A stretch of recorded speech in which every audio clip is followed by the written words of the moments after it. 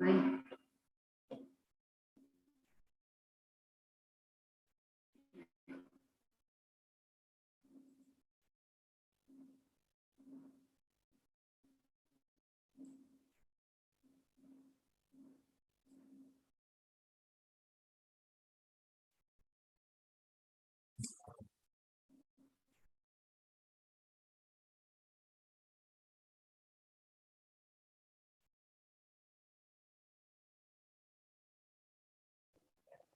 Okay, madam.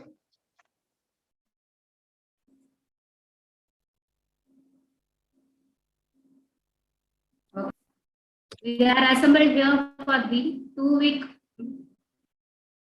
training program on research methodology and data analysis organized by IQAC of Annamalai University. Today, our session starts with review of related literature. Our resource person today is Dr. Gopakumar sir, presently the University Librarian at Kerala University of Digital Sciences, Innovations and Technology, Thiruvananthapuram. He was the University Librarian and Head of the Department of Library and Information Science at Goa University. He was also the Chairman for the Board of Studies in Library and Information Science and member of the Academic Council of Goa University. Sir has 37 years of professional experience as a librarian. He has worked in various colleges in Kerala for 26 years. Sir has completed his PhD from Mangalore University after his BSc in Botany and MLISC. He has expertise in various library-related software and digital content development software. Sir has expertise in several software related to academics and digital content creation. Sir has developed digital content of various types and has been taking classes in the digital content development area during refresher course in UGC HRDCs of various universities. He has 27 research articles and 3 books to his credit. He has translated 2 Kannada novels of Dr. Shivarama Karnad to Malayalam. He has organized several workshops, refresher courses, and 3 international conferences, namely Caliber 2011, Library Technology Conclave, and IQAC-ANNAMALAI 2018. Presently, SAR conducts digital literacy enhancement courses for working librarians, which has got lot of appreciation from all corners. Sir is here with us. We are very happy to have Sir in this session. Sir, I welcome you, sir, to take this session. Thank you. Thank you very much. Hope I am audible. Am I audible? Yes, sir. Thank you very much. Thank you very much. The topic given to me is literature review. And being a librarian, I am the right person to talk about literature review. Because all along your research work, those who are conducting research from the very beginning till the end, the submission process, it is the library who is supporting you with the literature, not only in literature and also in many other aspects, including your reference management, including your data curation, and also in detection of plagiarism. Everywhere, libraries are helping you a lot. So naturally, a role of librarian is very important when we consider the research work. Hope you understand what I am saying. So the topic what is given here is literature review. So basically, we have to think about the moment we start with a research work, or we are thinking about a research work, not even starting, we are just thinking about research work itself. When you are approaching a guide and telling him that I wanted to conduct I wanted to get a PhD by conducting a research, or if you are an MPhil or a PG course, within that, if you are having a research program, in all these cases, to start with the research, you should know what exactly is your problem for research, the research question itself. And it will not come automatically into your mind. You need a lot of reading. So basically, from the very beginning, the spur of moment, when you think of research, that time onwards, you need to have access to literature. Without access to literature, you cannot proceed with your research. That is the basic rule in research. You need to have, and basic, what is the purpose of it? You should know what has been done earlier in your topic of research, what has been done earlier, and we can call it as precedence in the area of your research, what all has been conducted. So this is the basic idea. Initially, when you conduct the literature review, that is the purpose of identifying what has been done earlier. Okay, so after that, you will come to know many other things. Once you come up with a specific area where you wanted to conduct research, after having a literature review in the beginning, then you will search for the methods followed by people. The methods for what are all the methods for the research followed by. So for all these things, you need to conduct literature search. And where is it available? Naturally, it is the library who provides you with, and you can now, because of the digital evolution or revolution, lot of avenues are there for you to search for literature. Lots of avenues. You yourself can sit and do it. If you are skilled enough, if you have information literacy skill, you yourself can search and find out the literature that you require, and you can proceed with. But every time, it is always good to have the support of a librarian when you conduct literature search and literature review. So I am trying to present my PPT, and I will explain what all is in my mind about literature review, because see, we can see literature review from different angles.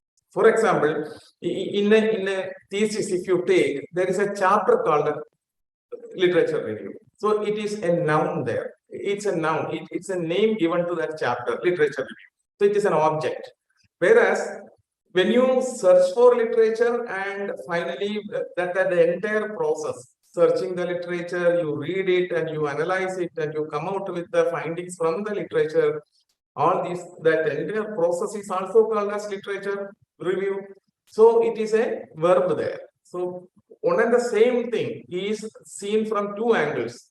That project, the entire chapter, which is a product out of literature review, also is called as literature review. Same way that the entire process of doing the search as well as analysis of literature is also called as literature. Remember, just in this juncture, I just wanted to tell that it is seen from different angles, and there are many methods by which people do literature search. There is no consistent way of doing literature review. That I can say.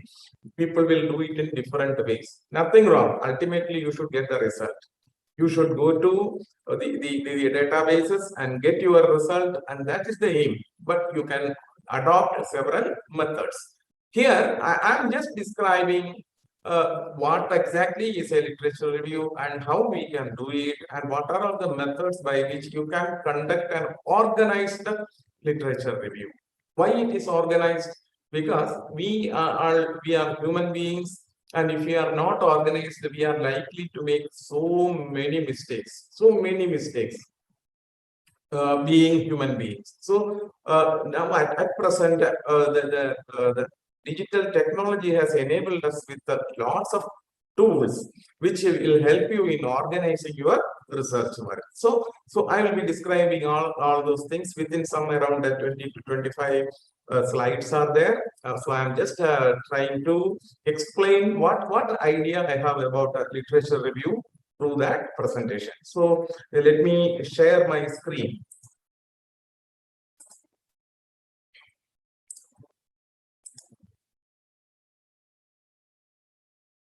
So here is my presentation.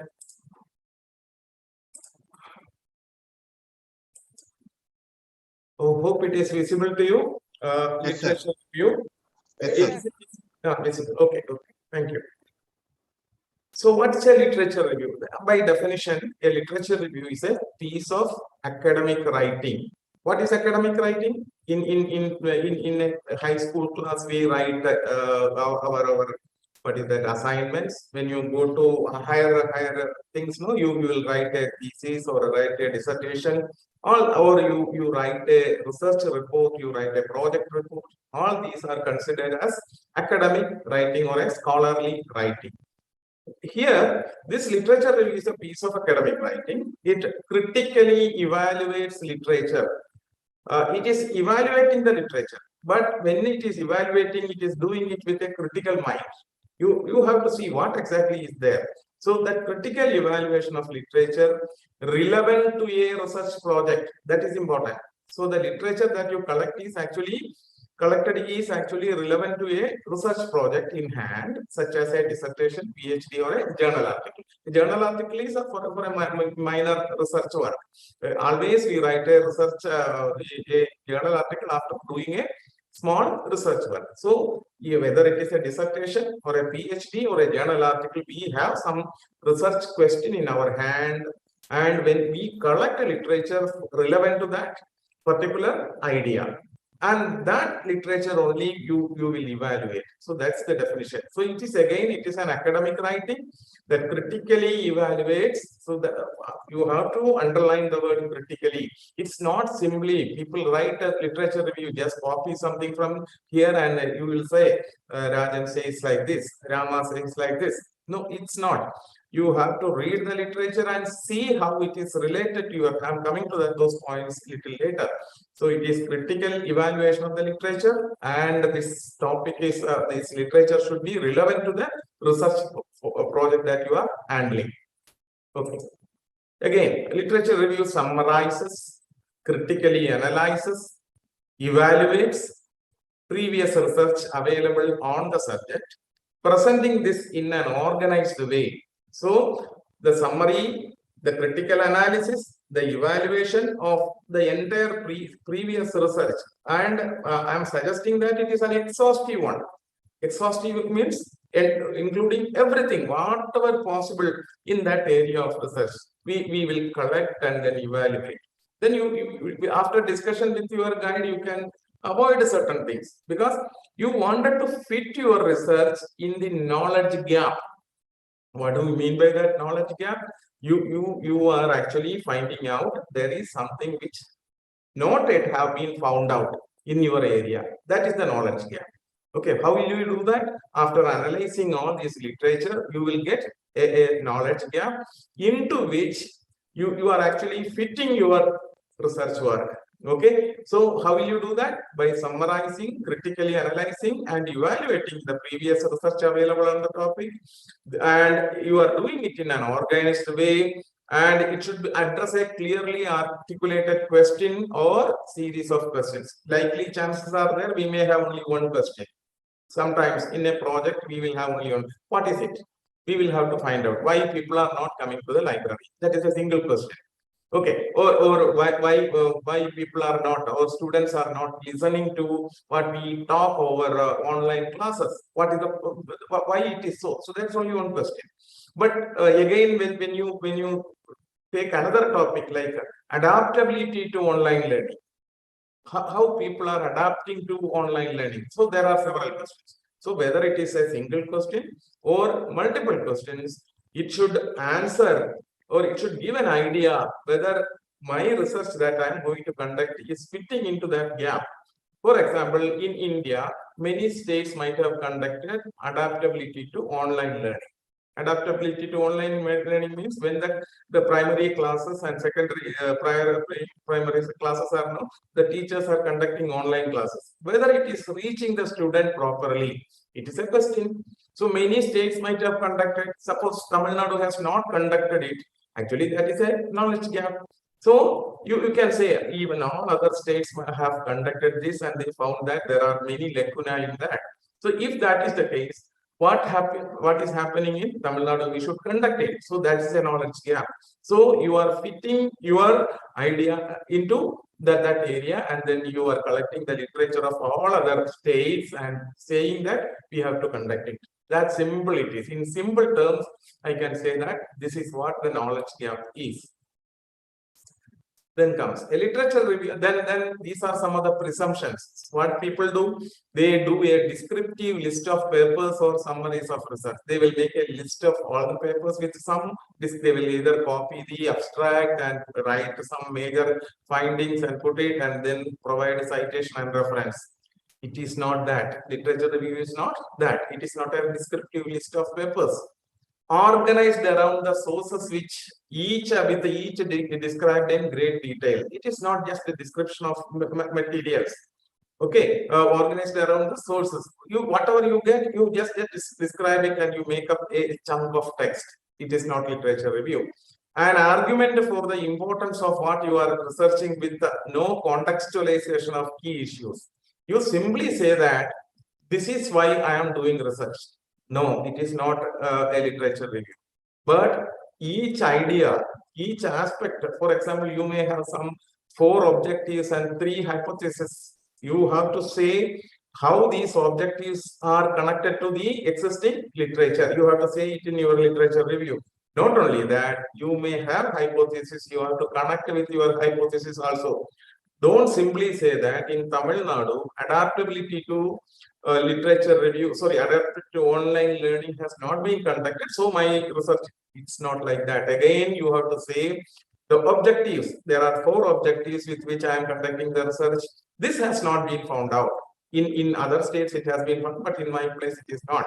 Then my hypothesis is that I am saying that I have suspicion about, or I am skeptical about whether the students are collecting literature, the students are getting connected to the teachers through online mechanism or not. I am skeptical about it. I am doubtful about it. That means you are not saying that it is a success. So that is your hypothesis. How will you prove it? You have to prove it through a literature review and then conduct a research. Instead, what exactly should be a literature review? It must be organized around ideas with an assessment of previous studies. You have to assess the previous studies and it should be organized in a proper way, including their strength and weakness. What has been done earlier? You have to identify the study's strength as well as weakness, and that has to be brought into the literature review. So you understood, it is not simply copying and pasting from the earlier research work and their findings into your research writing and just simply make up, give some headings and all over, nothing like that. Some people know, they simply arrange it according to the year. No, that also is a method, chronologically arranging that also, but simply arranging doesn't mean anything. It is to be arranged in an organized manner. Now comes, what is the purpose of literature review? Again, what exactly, why you are doing a literature review? A critical analysis of existing research in your field. It highlights both the strength and weakness of existing research, allows you to gain a critical understanding of your field. That's basically the first thing. Those who have done PhD surely will understand in the beginning, when the guide asked you to do the research on this topic, your head is cloudy. Nothing, you are not aware of anything. Only thing is, you might have completed your master's in chemistry or physics or in literature. That's all. With that basic idea, your guide is saying you do research on this topic. You are not aware of anything. You are not clear about what you should do. No idea at all. That time, your head or your mind is totally cloudy in the sense black cloud it will be. But the moment you start reading literature on your topic, that cloud gradually goes. And moreover, I suggest you, those who have not done PhD, this is the time when you should meet a librarian. You should meet a librarian because he can tell you what exactly are the literature available on your topic of research. He will help you in identifying it. He may not help you in evaluating it or understanding your field, but he will help you to identifying the literature. Okay, so that cloudy mind becomes slowly, it melts and it becomes free of thickness, and you can see what exactly you wanted to do. This you might have all felt. felt in the beginning of your research. It will be cloudy. Those who have done genuine work, I'm talking about those who have done genuine research work. In the beginning, it will be cloudy. And when it comes down, when you start reading your literature, your idea about the topic becomes more and more clearer. So that is why, to gain a critical understanding of your field, you should conduct literature review. And it gives opportunity to think about what has been done in your field, opportunity to think about similarities. Are there similar situations? Are there similar patterns? Are there similar trends? Or also differences across the existing research? Any sort of these type of things are there, whether it is similar patterns are there, or trends are there, or difference are there across the already conducted research. You have to identify and then correlate it with what is in your mind. You are not done anything. You have something in your mind only. That is what you are developing. So you have to compare it with what has been done. Then, by identifying strength and weakness, you will be able to think about what has not or needs to be done in your field. What has not been done or what needs to be done in your field, you will come to know by reading the literature. Explores ways that others have solved similar questions and problems. That's very important, because you will get easy shortcuts. Otherwise, the entire process of conducting the research will be on your shoulders. But if somebody has already conducted a research on the same terms, naturally you have a resort. You can just say, okay, I will follow this, and your guide also will say, okay, that's a good idea, because somebody has come out with a good result out of that research. Same thing you can follow. See, there are models for that matter. For example, questionnaires are there, same type of questionnaires are there, same type of methodology people might have followed. So you can just identify those who have solved similar problems, their questions and problems. You can easily identify reviewing the literature. The gap in the literature is your justification for your research. So naturally, when you describe everything, finally you say, here nothing has been done. That is why I am doing my research. This question everyone will ask. Those who are close to you know why you are doing this research. This question is always there. So many a times in the beginning, you won't be able to answer this question, many a times. But later on, once the literature review has been conducted, you get an idea, okay, this is why I am conducting this research. So you can answer that question. The purpose of your doing research is because you wanted to fill that knowledge gap. Because you know that there is knowledge gap. How will you get it? By doing a literature review. And then if you conduct a proper literature review, it demonstrates your scholarly rigor. You are a good researcher. And by reading your literature review itself, people will understand that you have that rigor. You know how to do things properly. You are an organized researcher. All these will easily, you can identify from the literature review part of your research report.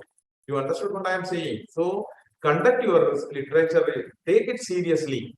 Literature review is actually the backbone of your research, because that only is leading to your research questions and hypotheses. So naturally, if you have done an organized research with a proper literature review, it will be visible in your literature review chapter. So if it is organized, people easily will understand, okay, he has done a wonderful job. That's why he got a very good thesis. He could answer a thesis very well. Okay, that's it. Then remember, I told you this a little earlier. Literature review is an outcome. Outcome in the sense it appears in the final draft of your thesis as part of your introduction or as a separate chapter. Either it is as a part of introduction or as a separate chapter. Literature review is visible in your thesis. So it is an outcome of your doing something. That's called a literature review. Whereas literature review as a process, critical engagement, thinking, reading, and writing with relevant research on your topic. It is crucial and formative stage of your thesis journey. Remember that it is the beginning, crucial and formative stage of your thesis journey. Okay, so it can be seen in two different. People look at things in different ways. So here one is a noun and the other is a verb, because the verb is the name of a process. and noun is the name of a thing. So in the first case, the chapter itself is a thing and it's an outcome, where the other one is a process. This has nothing to do with the process of literature. Now comes another question. How is it different from an introduction or background information in a study? There is some introduction to a research topic, and they say about the information, background information about the study. So is it literature review? Are they saying? Actually, it is not. Introductions and background sections provide the reader with the knowledge they may need in order to understand what comes next. So it will give you an idea about the background information, so that you all of a sudden will understand that, okay, after this will come. Whereas a literature review helps the reader to understand how your work fits into the wider academic conversation about the topic. So you are fixing it in that knowledge gap. Clear? Now, this is the literature review process. It is a route with which you are moving through the steps of writing a literature review. This is how you have to do it. Initially, you have to plan it properly, and then you have to read. You have to do reading and research, then analyzing it, then drafting your literature review chapter, and then you have to revise it. So these are the 5 steps involved in writing a literature review. And remember that many people will feel that initially we do literature review, and then in between when we collect the starting data and all, we can stop the literature review and it is over. Nothing like that. From the very beginning and till the end, you will have to be in touch with your literature. What is happening in your field, you have to be, because by the time you are finding out something, some new literature might have come, which will be either a corollary to you or opposing your ideas. So till the end you submit and publish your research, you have to be in touch with your literature, and you can substantiate your ideas by even bringing in the new. So even the latest item also you can include in your research report. Nothing wrong in it. Nothing wrong in it, because if it is important and somebody might have found out that something related to your topic is, he found out, no, naturally you can incorporate it even at the one day before the submission of your thesis also, no, you can do it. What does it mean? Literature review is not a time bound thing. It is not in the beginning and there it is over. Nothing like that. It's a continuous process. Every now and then you are in and among the literature. You should know what is happening. So that's why it's a continuous process. Now comes what are the 5 steps involved: planning, reading and research, and then analyzing it, drafting it, and revising it. So these are the steps involved in literature review. Let us see what exactly it is. So planning your literature review. Usually, when you how will you plan a literature review? Many of you might have asked this question in the right while you do your research. The first question you ask your colleagues or your teachers and all. What is the first question you ask? Sir, how many literature I should review? This is the question you ask. Actually, that is the planning. There starts the planning. He will say, okay, you go around of 80 to 120 in between you. That means he is expecting you to review somewhere around 100 literature. Actually, it is not a correct thing to say so, because if there are no such number of literature is not available in that newly emerging area, if it is not there, what you will do? Nothing is possible. Okay, so if it is only 10, but should be relevant. Whatever you do it should be relevant. That is the important thing. So that number, when you ask, that time itself you understood that you have to plan it properly. So the first question is this: how many literature review I should do it? And second question, what will be the next question? Where I will get this literature? What I should do with the literature when I get it? So these are the planning. So let us see what exactly it is. How to plan a literature review. What is the specific problem or research question that your literature review helps to define? So by doing the literature, what exactly you are going to do? by collecting the literature and reviewing it, what question you are going to answer, because you need your objectives in the beginning. You see, in fact, even after writing the literature also, you can slowly correct your objectives in your research. That is also permitted. No, nothing wrong in it. So initially, when you conduct, you have some idea. As I told you, your mind is cloudy, and that time itself you are having some objectives. With that objective, you are searching for literature, and when you read it, you will understand that okay, I have to redefine my objectives some way or the other. We have to, but you got an idea where to go. See, understood. The objectives as well as the hypothesis are the leading lights in your research process. So without proper objectives, you cannot do research, because if at all you are wanted to go to Mumbai, you should know that you are going to Mumbai. Otherwise, where you will go? Same way, conducting a research needs properly defined objectives. So that is that first one. What is the specific problem?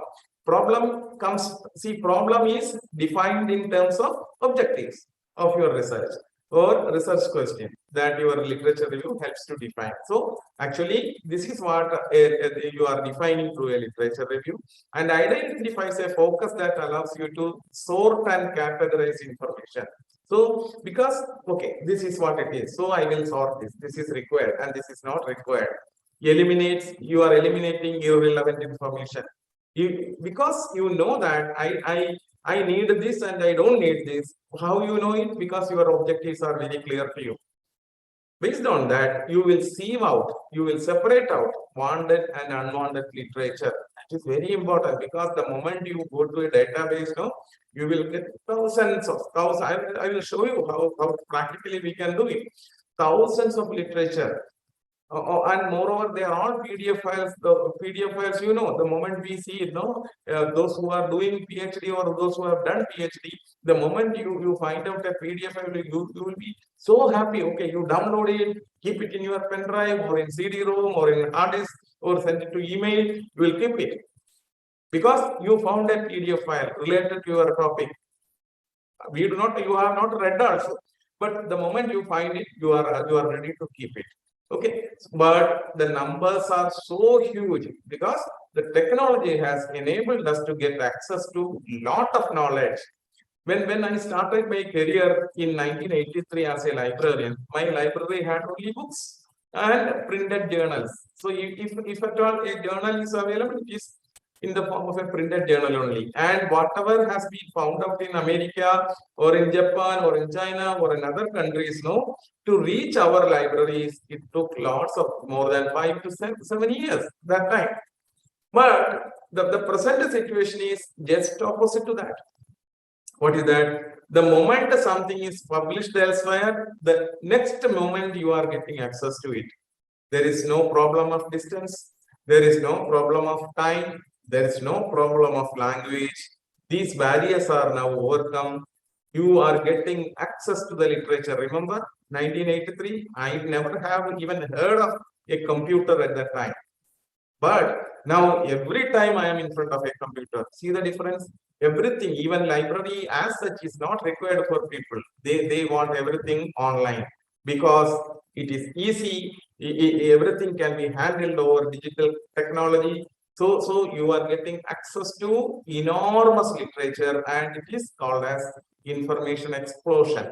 It's information explosion. Everything is in front of you. And remember, this is creating a lot of problem.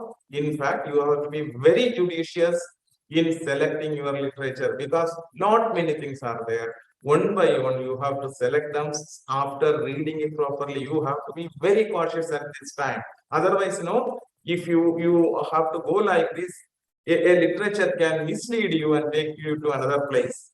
If you are not selecting a literature properly, this can happen. You will lose your objective and you may go to somewhere else. This can happen many a times. There comes the help of a guide. He should. So the moment you making use of a literature in for your literature review, your guide also should know. So every now and then you have to tell your guide, I have reviewed this literature. Is it okay, sir? Like that, you can, in between, you can go and show him what you have written about.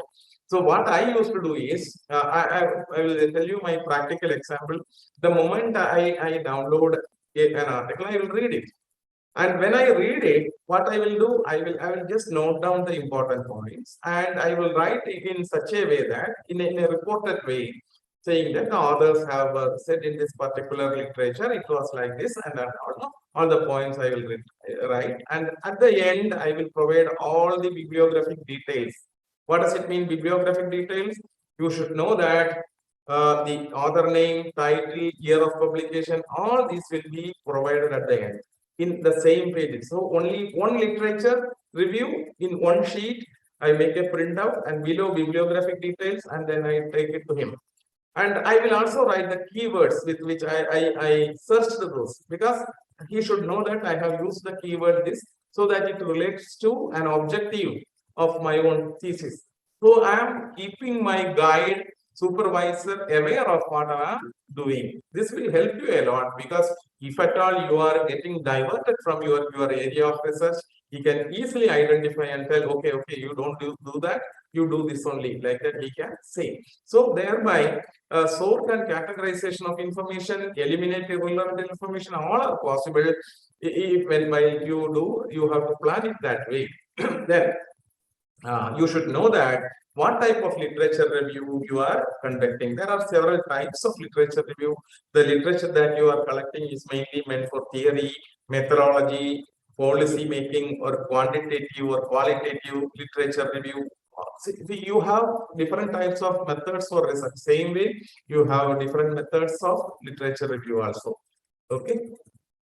Now, again, scope. What is the scope of my literature review? Scope in the sense I have already told how much I should go, how far I should go. That is the question. And which field I am working in. You have to be very careful. Everyone will say I am working in library and information science, or I will say I am working in chemistry. No, you have to come within that. In chemistry, where exactly? I'm in organic chemistry. Okay. Within organic chemistry, where are you? I'm in aromatic compounds. Within aromatic compounds, where are you? You have to say that I am working on the aromatic material that is being extracted from the plant Osimum sanctum. So like that, you can see it has come down to that extent. So you should know which field you are working in. So you need to search for literature related to that only. That's what it is. So the person should be properly known about what he is working in. Okay, that's what it is. Now, in planning, again, roughly how many sources should you include? I have already told. Then comes what types of sources: books, journals, articles, websites. What are they? What should I do? So, what would be your answer? I will suggest the first thing that you have to identify are journal articles. Why journal articles? Journal articles are the primary sources of information, or you are hearing from the horse mouth, which means a person who has conducted a research directly writes his experiences in a report, and that gets published. That is that too in journals, approved journals.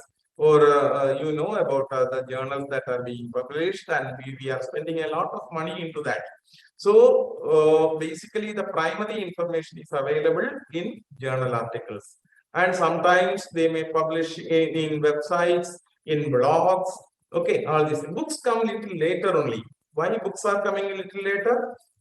Because see, when you see primary, secondary, and tertiary sources of information, the journal articles are primary. So many research is conducted. Many a times the research is conducted on a topic, and a theory is evolved. Once the theory is evolved, that theory is getting published in the books. So books are either considered as secondary or tertiary sources of information. If you look at an encyclopedia, it is considered as the third tertiary sources of information, an encyclopedia, because the approved knowledge only is getting accessed in encyclopedias, whereas in journal article, it is actually the primary, the first thing that when the moment a research is conducted and the result is out, he publishes. And it is actually a must. Otherwise, what will happen? Somebody else will do that research and will get published. He will get the benefit of that. So that is why there is a lot of competition between the researchers. They wanted to publish it as early as possible. Okay. So they seek platforms where they can publish it. That is why the journals are in high demand. You should know that. And then comes, should you summarize, synthesize, or critique your sources by discussing a common theme or issue? So whether it is going to be a summary, I'm writing a summary, or I'm synthesizing in semantic terms, means subject-wise arrangement is required or not, or am I going to write a critique of the sources? Okay, and then should you evaluate your sources, whether it is required to evaluate or not? Naturally, it is required. What is evaluation? Evaluation of a source is actually to find out the quality of literature. You might have heard about a term called information literacy. Information literacy. What is literacy? A person who can read, write, and do arithmetic, we can call him as a literate person. Read, write, and do arithmetic. Whereas information literacy is another aspect. A person's ability to know when he needs information, he should know where to get it, he should know how to get it, he should know how to evaluate it, and finally, he should know how to use that information in an ethical manner. So 5 aspects together. What are they? Again, I am telling, information literacy is the ability of a person to know when he needs information. He should know when the moment he requires information, he should know. Then he should know where it is available, where that information is available. That is where the importance of librarians comes. Librarians know where it is available. Third is what? He should know how to get it. Again, librarian comes. He should know, he knows how to get it. And fourth is he knows how to evaluate it. See, for example, the moment you open up the Netflix or the Amazon this one, no, and you browse through the films, and when you click on one particular film and you read it, okay, this is rubbish, I don't want to see that, then you will jump onto that. Actually, you are evaluating, you are going through the films, and then you identify, okay, this is good, this is Rajinikanth film, I wanted to see that. You click on that and you see it. That's what evaluation. Same thing happens here. When you are getting lot of literature, what you will do, you will go through that. Then the moment you find it, okay, this is rubbish, nothing is there, you keep it apart, over. So that type of evaluation is required or not. Then should you provide have subheadings and other background information such as definition and or history. So how it is to be structured, your literature review, how you are going to structure it, all these are essential. And it should be planned in advance. It should be planned in advance. Okay, that's it. Then here you can see, narrower your topic, the easier it will be to limit the number of sources. You need to read in order to get a good survey of the material. Okay, so here you can see here, if you say I am working on plant diseases, no, and then you go to internet and search for plant diseases, you will get a 5,85,000 hits on that keyword. Whereas when you say diseases of Cocos nucifera, means diseases of coconut tree, so no, naturally that 5,85,000 it will come down to 3,20,000. Then again you are saying fungal infection in Cocos nucifera, so you are coming down, still down. Fungal infection in Cocos, so now the number will be 1,50,000. Then fungal infection of Cocos nucifera in the tropical region, naturally the number again will come down. And finally, fungal infection of Cocos nucifera in the tropical region during rainy season. See how it has come down. Actually, the first topic is having maximum extension and minimum intention. Intention is depth.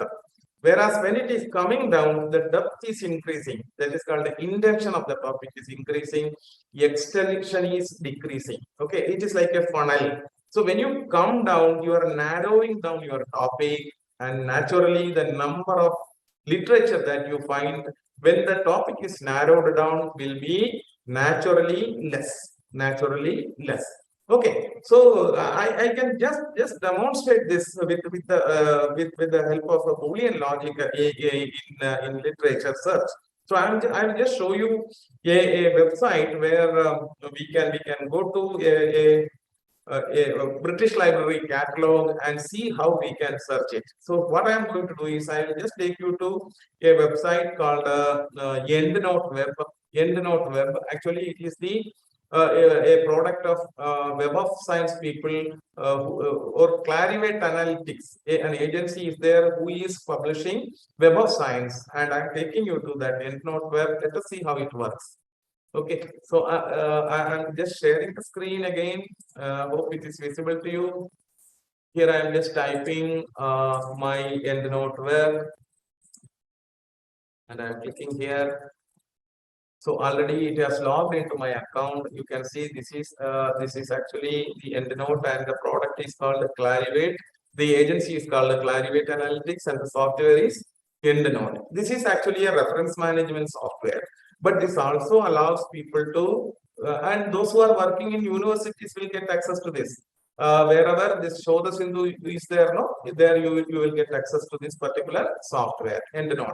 How will you get it? What I will do is I will share you the registration option. I will just sign up and come again so that you can I can give you the registration option. So here there is the registration option. I will just have the link.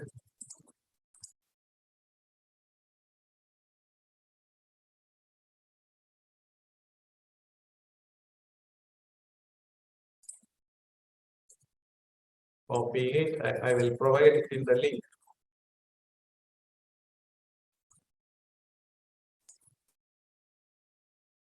In the chat box, I am giving it. You can copy it so that you can also register with the EndNote. Okay, you can also register it. Just copy it. I think it has gone to somebody alone. It should go to everyone. Yeah. There you can just copy it somewhere. Otherwise, when this is over, you won't get it. So you can just click on it and then you can register yourself. Okay. So here I am already a member, so I am signing in, and I have given my email ID and the password is there. I'm clicking on signing in. So I'm entering into this particular software. Let us see how it works. So this is the interface, and here my references are there, and next is collect. Under the collect option, collect means what? Collect the information about literature. I am trying to tell you about the Boolean logic that I am telling. Okay, I have told about that. So here collect, online search, and here it is asking which database would you like to search. So out of that, I have my favorites. So here I am saying I will go for British Library and click on the connect button. So all of a sudden, it gets connected to the British Library catalog. So here I am trying to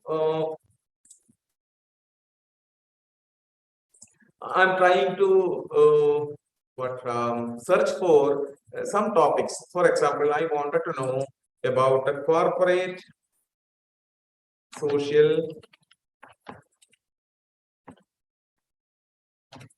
responsibility. Responsibility. This is one term on which I am working, and concept on which I am doing my PhD. Okay, so corporate CSR. Most people will understand it very well. Corporate social responsibility. But I wanted to know how financial institutions, especially banks, take up corporate responsibility as such. So here I wanted to say about banks. I'm just typing banks, and then it says corporate social responsibility can be in any field. Any field means what? Any field means what? Any field means what? It can appear in the description of the entire document. Anywhere, whether it is in the title or in the abstract, anywhere it can happen. And it should happen in the banks also should come together. If together it is coming, I want. So both corporation social responsibility, CSR, and banks, if they come together, I want it. So what will happen? Suppose you are getting around 200 articles. Just see that you are getting 200 articles hits. Now I am changing this and to or. and then I am trying to search. What will be the result? Whether it will be less than 200 or more than 200. Here, what is that I am asking? CSR in any field or banks. So I will get all the CSR articles, and also I will get all the articles related to banks. Naturally, the number will be very high, very high. And the irrelevant items also will come to you. Lots of irrelevant, because we have also asked for banks.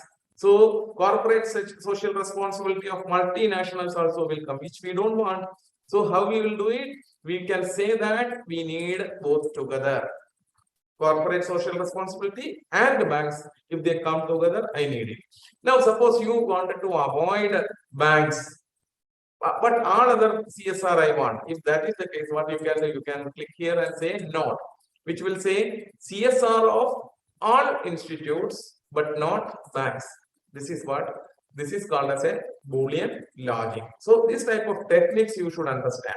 Okay, you should know. And in libraries, librarians know it very well. So depend on librarians to get knowledge about these things. So here I am just clicking on and searching for literature. So here it says select a range of records. So I need the number only. So I'm just clicking on it.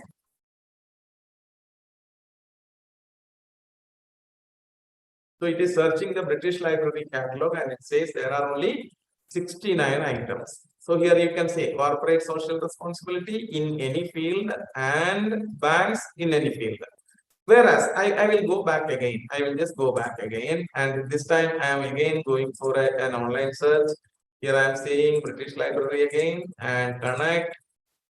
Here corporate social, here banks, but this time I am changing and to or, and I am searching.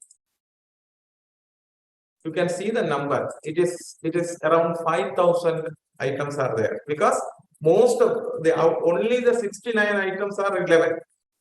The entire rest is actually irrelevant items. So you have to be very careful when you are searching for items. So this is a method of avoiding unwanted things. Okay, that's it. And finally, if I say not, what will happen? British Library, connect, corporate social responsibility, banks, and this time I am saying not, and I am searching for it. So the number will be within 5,000. Okay, 2,597. So clearly we could establish what exactly is happening. Okay, so when we search for it, and moreover, I will go for the result also. Then you will understand it better. Online search, British Library, connect, corporate social responsibility, banks, and here I am saying and searching. It will say 69, and again there is a button to retrieve it. Retrieve it means you will get all the details of those 69 items.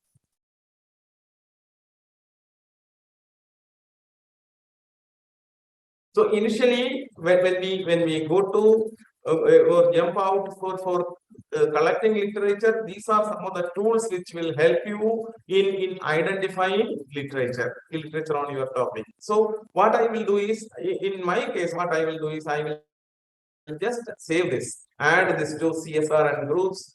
Okay, and I will create add it to groups. It is already added. So please check one or okay, I have to select the references. I am selecting it, then I am saying add to CSR groups. You can see here CSR and banks, the number will be 69 now. It will become 69. You can see it has become 69. Now you have collected it and it is in your account. In the note, it is there in your account. But if you wanted to show it to your guide, you can easily make a list out of that. So what you have to do, you have to go to format, bibliography. Here you say, I wanted to convert CSR and banks into APA style. You can follow APA style also here. APA 7th.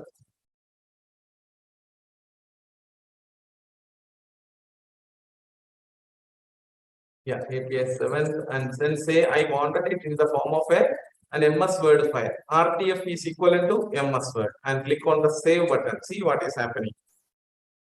You are getting a download here, and when I open it, you will see that all those items, whatever I have downloaded, is there. They are listed here, and you can see all the details arranged according. And what is this? Actually, what is this? This is not a bibliography. This is not a reference list, because we have not read all these things.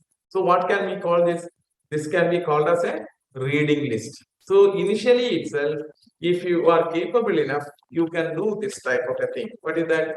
Right? Generate a reading list. Generate a reading list.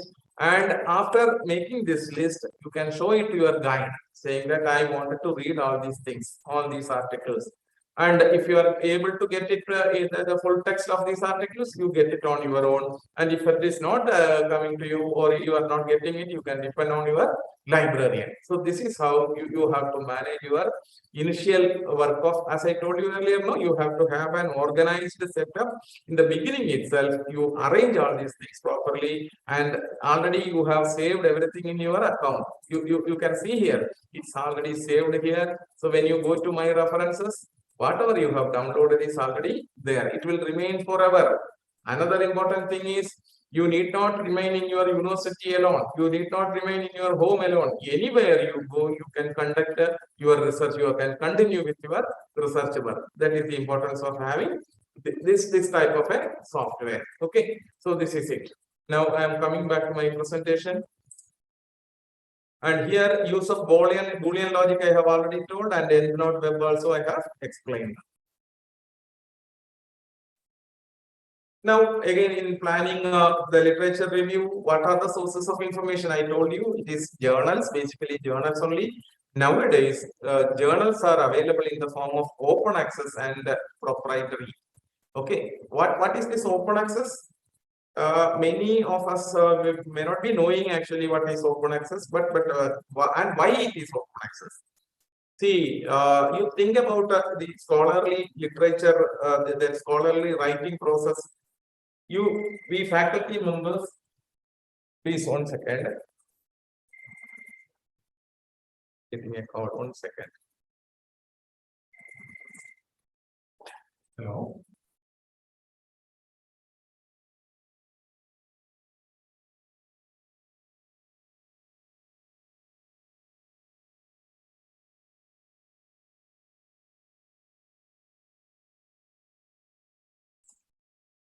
Okay, sorry, I am sitting in my office. That's why. Okay, so here, what exactly is open access? See, the research is conducted by whom? Academicians, whether it is teacher or a research scholar. Academicians, you are all academicians. We do research.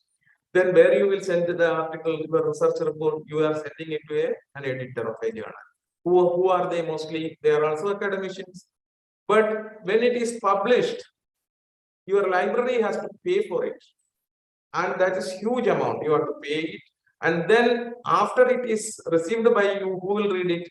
Academicians. Why they are doing it? They are doing research. Yeah, they are reading it for conducting the research. So production, evaluation, consumption, everything is done by academicians. But where does the money go?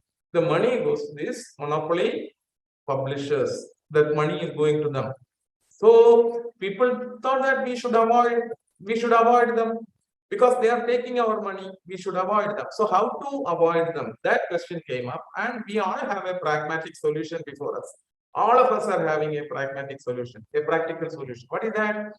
You are all publishers. I am a publisher. Today morning I published something in Facebook, in WhatsApp, in LinkedIn. That means the internet has opened up avenues for you to publish. You can all publish.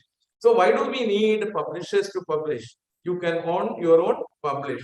So scientists from abroad or all over the world, they came up at one place in Germany, and then they said we are going to publish on our own, and we will publish on our own, and that type of publication was called as open access. Open access. Don't feel that these open access journals are of no quality, nothing like that. They are also having peer review. They also check everything, plagiarism, everything they will check, and then only they will publish. You can see in www.doaj.org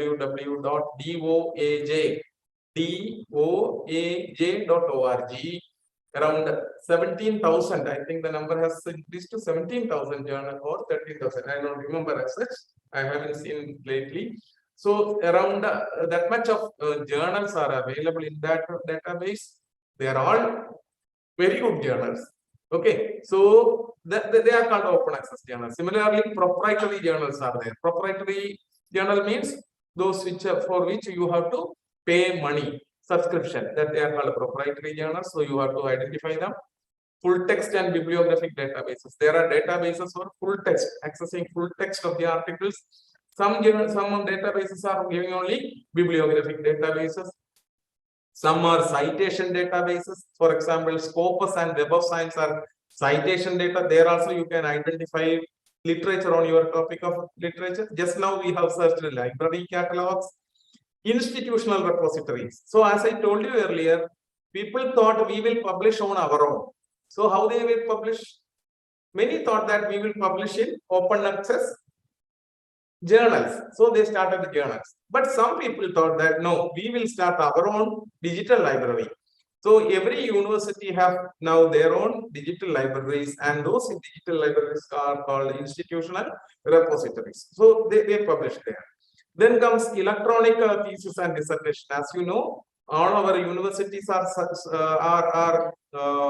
to submit our thesis to Shodhaganga. Shodhaganga is an electronic thesis and research because we are following an open access policy for our PhD research. That's why it has to be uploaded into Shodhaganga, electronic thesis. Similarly, worldwide there is another website where this is being uploaded, that is called NDLTD. NDLTD, Networked Digital Library of Thesis and Dissertations. Then ebooks are there, where you will get a lot of information. Wikis are there, blogs are there. There is no limit. Conference proceedings are there. Then government literature, grey literature, all these are the sources of information from where you will get information on your topic of research. Then collect and read. So selecting the sources, while selecting, you have to think about all these things. Who is the author? Whether this is a reliable author. What is the author's main purpose? Why he is writing this? What is the author's theoretical perspective, research methodology, what he is following? Who is the intended audience? For whom he has written the article? What is the principal point, conclusion, thesis, contention, or question in that article? What exactly is described in that? And how is the author's position supported? How he has an argument, and how it is supported with the various details. Then how does this study related to other studies of the problem or topic? So he has a study, and how it is related with the nearer studies. Then what does the study add to your project? How that can be added to our project? So, okay, so select only relevant books and articles. Just go for only relevant items on your topic of research. Okay, then as I told you, while collecting the literature, you have to create a reading list, which you have seen. Then make use of Mendeley, EndNote, WorldCat, Google Scholar, publishers' websites, Web of Science, Scopus. All these I can just show you, but I think I have time up to 5:30 only. So Mendeley, if I get time, I can just show you. So these are all some of the tools with which you can collect information about the literature available. Okay, what exactly is that? Otherwise, who will tell us? So these are the agencies who index the published literature. Mendeley is an open platform which is provided or maintained by Elsevier, the publisher giant. And EndNote I have shown you just now, that is maintained by Clarivate Analytics. And WorldCat is a union catalog of around 10,000 libraries in the Western world, and it is maintained by OCLC. Then Google Scholar is a very good facility now, maintained by Google themselves. Then publishers' websites, you can go to any publisher's website and simply search. You won't get the full text. If it is open access, they will give Otherwise, you will get at least knowledge about the availability of knowledge. I say that is the best knowledge. Okay, knowledge about the availability of knowledge is available through all these. And Web of Science and Scopus, as I told you earlier, they are citation indices. They are citation indices. So get full text of articles and keep them in systems where retrieval is easy. This is very important. Just now what I have said is very important. What does it mean? Get full text of articles. See, the moment you start a literature search, you will come to know about PDF files, PDF files, PDF files. Many are there. What will happen? The moment you are sitting with a pen drive, you will copy them in that pen drive.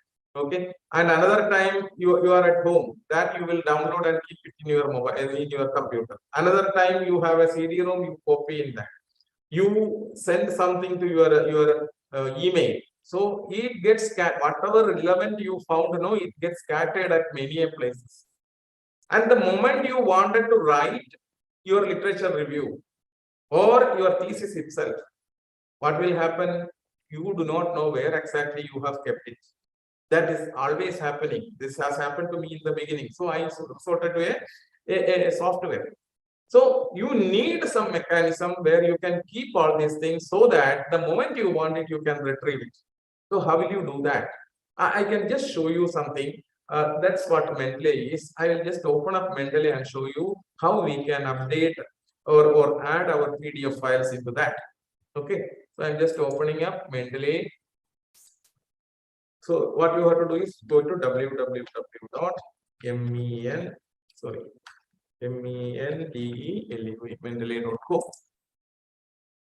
So this is it.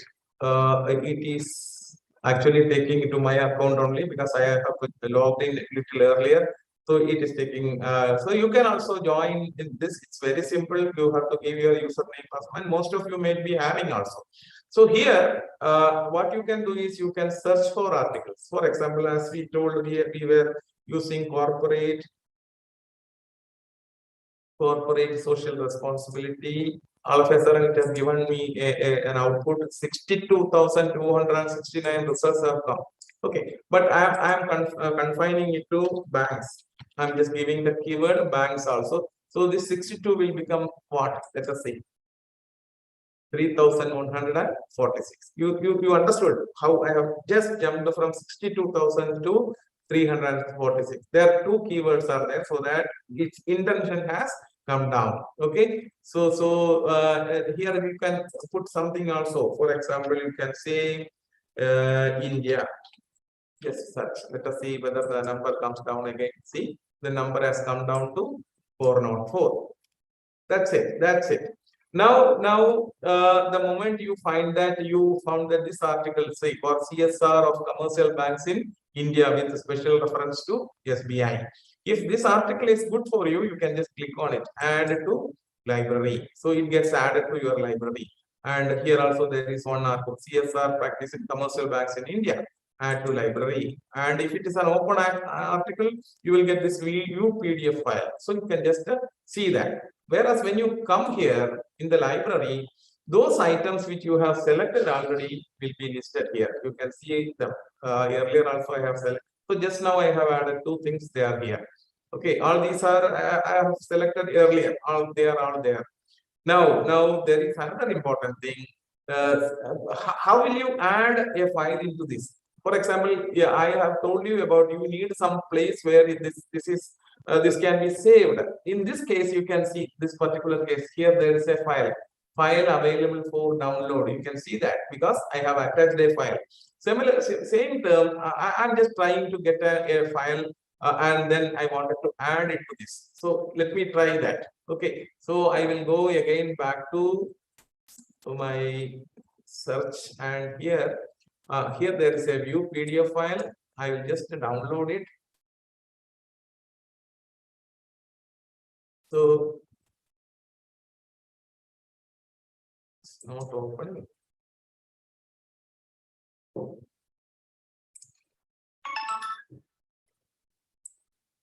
Yeah, download PDF. The file is now there. I'm just keeping it on my desktop. This is my desktop. Kumar Prakash, article examination, sustainability. This is the article. I'm just keeping it on my desktop. But at present, it is not there in my library. So if I go to my library, this article is not there. So I wanted to add that into my account. Okay, so that it will remain with me. So what you have to do, add new files from your computer, go to the desktop, there is the file. This is the file, click open. See what is happening. The file is getting uploaded. See, all the details are there and you can download it from here. Okay, and moreover, see, the moment you want, you may be having, after conducting a lot of literature review, you will have so many articles with you. So how will you identify it? So what you can do is you can just see, there are many things here, examination of sustainability and all. So one word you just type here in the search option, just say examination and press enter key. See that is visible there, and you can download it and then you can make use of it. This is how it can be done. Okay, and another important thing is here, see, if you want this article for your chapter 1, you can drag and drop into chapter 1. You can create these folders. Okay, by clicking here, you say chapter 3. You are creating a chapter, so you can add one article from here like into this, so it will remain there also. So this way you can organize your references along with file. That is important, along with the file. Otherwise what will happen, you have taken everything, copied in a pen drive, and on the way it fell on water, gone case. Around 1,000 articles you have collected, all are gone. And now frequently there is rain in Chennai, so we have to be very careful about it. So this is the way you can, and the importance is these are actually in cloud spaces. Cloud space means what? It is some web space which is repeatedly mirrored at different places, and it is available to you from anywhere. Anywhere you go, you will get access to these materials. You can just log into your account, you can use it, and then you can install, you can use this in your writing also very easily. You can insert citations and bibliography into your write-up using this. Remember that. Okay, now I'm see, if I describe these things, the presentation will be okay. So this is what it is. Now again I'm going and analyzing the sources. When you get this article, what you will do, you can summarize and synthesize, you can critique and compare. All these are the options available. When you get an article, what you will do, you will either summarize or synthesize. You will look at it with a critical mind, or you will compare what is happening around you, like that. Then what is summarizing? In your own words, summarize and synthesize the key findings relevant to your study. What do we know about the immediate area? What are all the key arguments, key characteristics, key concepts, or key figures? What are the existing debates, theories? What common methodologies are used? So these are all you are finding out from these articles by summarizing and synthesizing it. Okay, then comparison and critique. You can see it in a critical way, or you can compare with two different studies and come out with your resolutions. So how do different studies relate? What is new, different, or controversial? What views need further testing? What evidence is lacking, inconclusive, contradicting, or too limited? What research designs or methods seems unsatisfactory? So if you are finding what is that methods are adopted, which one is giving a better result, you can adopt that. So you have to compare the methodologies, and out of that you can. So in fact, when I did my PhD, I was not knowing how to get a sample size, exact sample size I need. So there should be a formula. So I searched many a literature, and finally I got an article saying that this is the way to find out a proper sample size for your literature. Sorry, your survey. So there also actually it is the literature review which helped me in identifying my sample size. So analyzing, putting it in all together. Once you have summarized, synthesized, compared, or critiqued your chosen material, you may consider whether these studies demonstrate the topic's chronological development. Whether by studying this, people will understand how the subject is developed in the years, through the years, how it has come up. Show different approaches to the problem. Show an ongoing debate in that area. center on a seminal study of studies. You can connect studies based on the meaning of it and demonstrate if there is a paradigm shift happening. Paradigm, for example, library automation, if you take, that's a new area. Actually, lots of managed things are happening. Now people don't come to the library. So how that's a paradigm shift happening in the libraries. So if a question related to that is there, you have to think about what people say about why people are not coming to the library. Clear? That's the paradigm shift that we are talking about. Then what do researchers know about this field? What do researchers not know? Then why should we further study this topic? What is the purpose of studying further? And what will be my study contribute? That is very important. You have to say, out of literature review, my study is essential or should be conducted because I can contribute this way. That you have to tell. And finally, drafting. So while making the draft of your literature review, keep in mind the following. Exigency means why it is necessary. Okay, that you have to report somewhere. Thesis statement, your thesis statement. What was the problem for conducting the literature? It should be there. And you have to organize it properly. How you will organize your literature? You need an introduction, you need a body of your literature review, you need a conclusion. Then remember, you need citations everywhere, because mostly we will be taking content from other sources. We will be writing about what others have told. So everywhere you have to provide citations and references. Okay, that is a must. And the thesis statement offers an argument about the literature. It may do any of or combination of the following: offer an argument and critical assessment of the. This is what I have just told earlier. So provide an overview of current scholarly conversations and point out gaps and weaknesses in the literature, relate the literature to larger aim of the study. So this is what the thesis statement will tell. And 5 common approaches to organize the body of your literature. I told you, you have an introduction, you have a conclusion, and whatever comes between in the literature is called the body of the literature, and it can be presented based on topics. Means you will have headings, subheadings, etc. Or distance to close. What is the distant idea and the closest idea? That way. Okay, we have told about that funnel shape. Then how it is being debated all over, or you can have a chronological arrangement, means how the subject has been developing based on the time. And the seminal study means semantic, means meaning. So based on the meaning and subject relationship you can bring in, and that's how also you can present your literature review. And a topical organization. Most common approach is breaks the field into number of subfields, subject areas, and approaches. Discuss each subsection individually, sometimes with a critique of. These are not that important. I will just jump on to the distant to close. All these things I have just mentioned now. This is debating, and finally chronological. Okay, seminal study. This I have just now in the introduction. Indicates scope of the literature review, that you have to what is the scope, what all I am including in this literature review, which date to which date, and which are the databases I searched for conducting this. So what all the keywords that I have used, all these things you can indicate to demonstrate the scope of your literature review. Provide some background to the topic, then you should say about the background. The topic that has been discussed is developed because of this reasons that you have to mention in the introduction. Demonstrate the importance or need for research. There itself you have to tell this research is important because of these issues, and make a claim that because of these I wanted to conduct this research.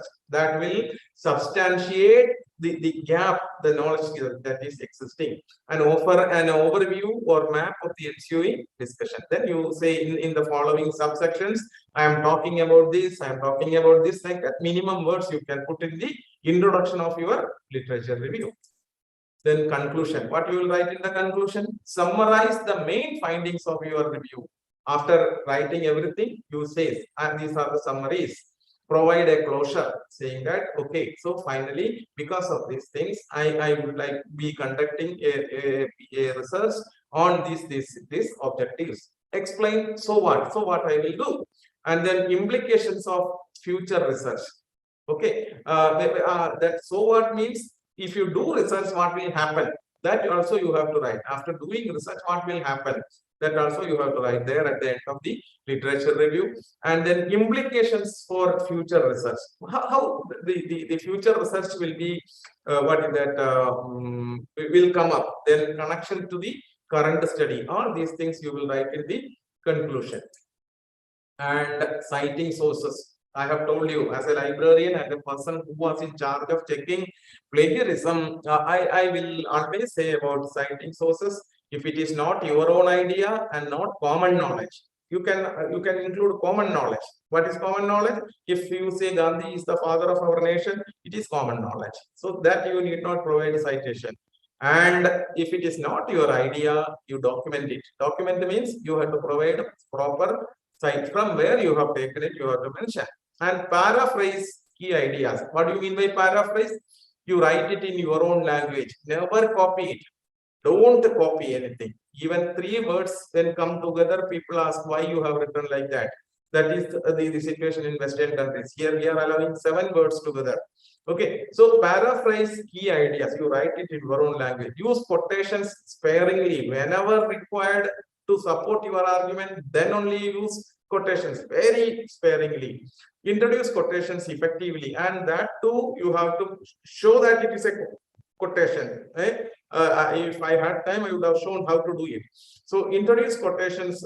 Usually it is done with inverted commas, or you by block quoting. You have to do it, and use proper in-text citation to document the source of ideas. You should provide proper in-text citation and maintain accurate bibliographic records.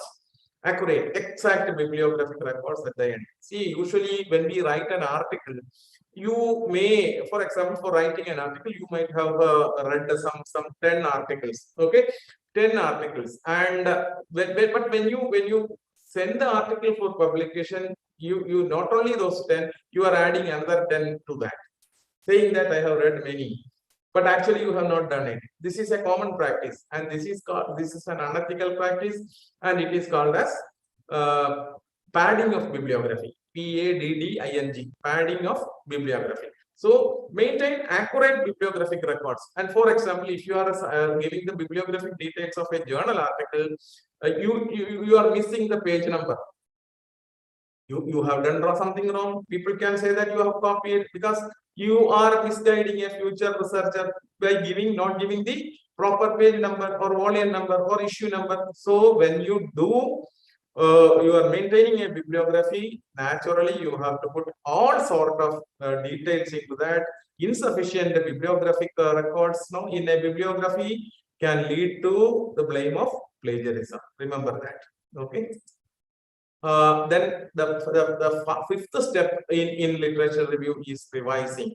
And this is a continuous process. Every now and then it requires a revision. Revision in the sense you yourself is doing it. In the introduction, have I appropriately introduced my review? Thesis, does my review have a clear claim? Body, if the organization is clear, have I provided headings? Topic sentences, have I clearly indicated the major ideas of each paragraph? Transitions, does my writing is flowing, it has a good flow. So that, see, remember one more thing, that's a fact. A thesis is written for a layman. Remember that. It is not for an expert in your field. Whenever you write a thesis, remember that it is meant for a person who is not in your field. So whenever you use a lot of jargons and all in your research, see that it is explained somewhere, because you are writing for a person who is not of your field, a layman. So that's what it is. So have I clearly indicated the major ideas of each paragraph? Does my writing has a flow? Otherwise, no, it is not accepted. So you have only your jargons to fill in your research, means people will not accept. You have to come down to the level of a layman to write a research report. Now, conclusion. Do I provide sufficient closure? Have I closed it properly? Spelling and grammar, are they in a major spelling or grammar mistakes? This is usual. graphic, what is that, spelling errors and grammatic errors are all always remaining there, and citations are have I documented everything properly. So you have to have a look at the end after writing your or after having your literature review. You have to do this again and again for some more time, and having a discussion with your guide. You can come out with a proper literature review. I think my presentation is over on this topic. So thank you very much. I am ready to answer your questions for another 5 to 6 minutes. Questions are there means I am ready to answer.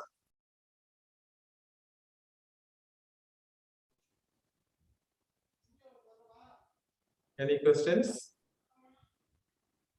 The participants can post your question in the chat box. Yeah.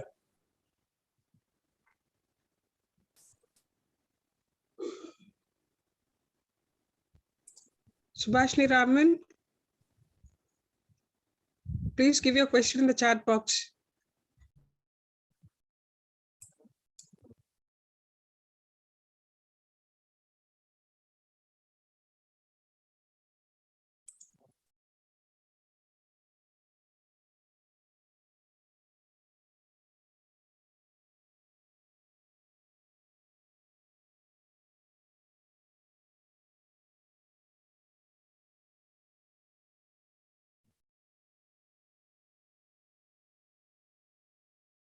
Suggestion bilingual thesis.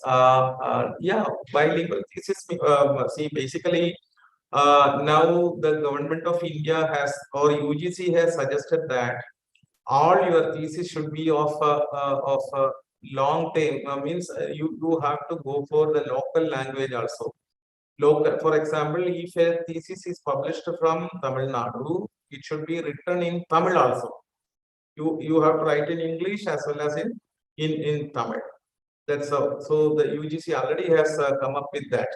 To see, Mendeley and do not have no what is that limit? They are allowing up to 2 GB space. 2 GB space. Okay, they are allowing 2 GB space. Some question was there. Yeah. What is the cost of and no registration fee? It is free. There is no registration fee for that. Some question, is there any possibility to reach you for further guidance? Okay, my email ID is libgopan, libgopan, libgopan@gmail.com. And then my mobile number is 91588359495. You can contact me anytime, no issues. See, that's a good question. Again, you are asking me, is there any minimum or maximum limit? It depends on the availability of literature. And consider your guide. You see, you yourself should know what exactly is you are going to present. So that's up to you. Nobody can say that. I already told you in a particular emerging area, no, you can find only some 10 reviews, 10 literature. So you can have only 10 reviews that way. I have seen one mathematics thesis of 40 pages, 40 pages, entire thesis of 40 pages. That's all.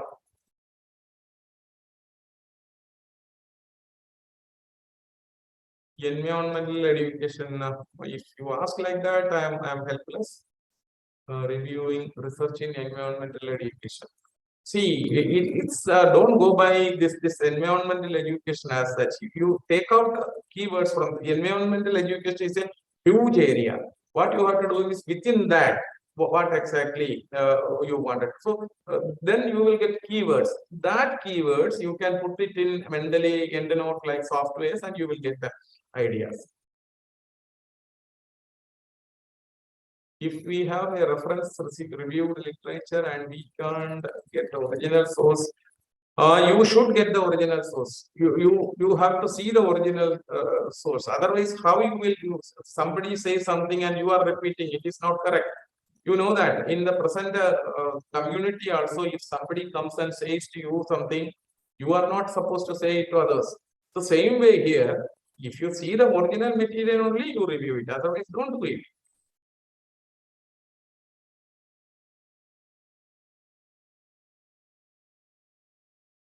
Yes, exactly. Review is necessary for identifying the problems of research. That is in the beginning stage. Later on, you have to substantiate it. Can you please give some more sites like Shodha Ganga, ND, LTD? I have already told about www.doaj.org, doaj.org, doab.org also is there. doaj.org, that is for directory of open access journals. Similarly, directory, how to get a research gate, my article appear in Google Scholar. What you have to do is you have to create a Google Scholar identity and upload the details into your account. Then naturally it will come. Subna, EndNote online also we can use with the site while you write. Yes, you can use it. You can use it. But better is going for Mendeley. You can go to Mendeley. Mendeley citation is good. I can just show you if you want how to use Mendeley. We have time. No, time is over, I think. Organizers, can I show something for 2 minutes?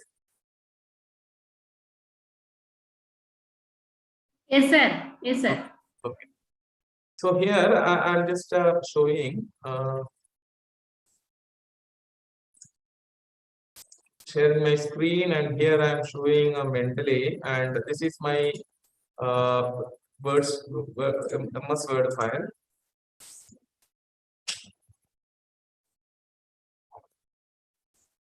And here I'm just writing my thesis. Okay, equal sign, and I'm generating some content. Okay, and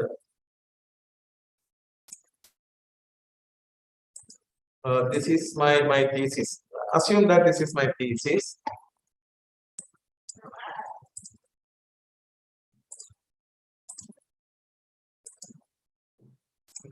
Okay, and here this first paragraph I have taken from an item. Okay, and I wanted to have a citation here. So for that, what I did is I've gone to a particular. Oh, here it is not added. So what? Let me see. It's not there. No, it's difficult. So 1 second. Let me try. Let me try.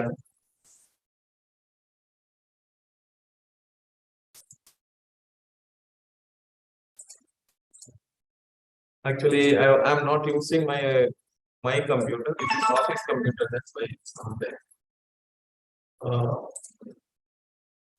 So here there's an option: download Mendeley. Download for Windows. I have already done it. Just give me 2 minutes. I've just installed it.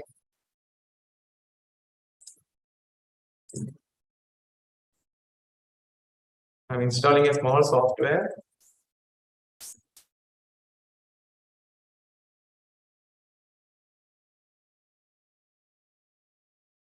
So actually, I have downloaded it and I'm just logging into my account.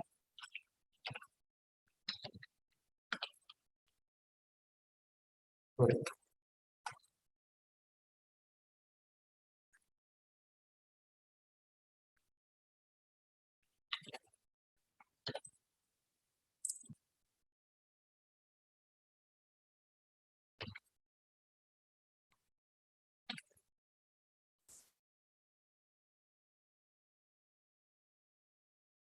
So this is my account. I have just now I have installed a software in my system and I am seeing it.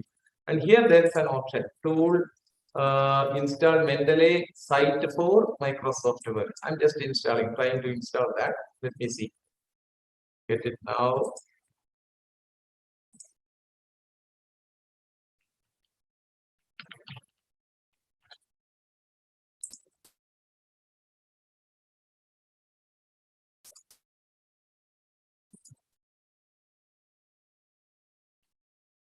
Sorry, it takes time.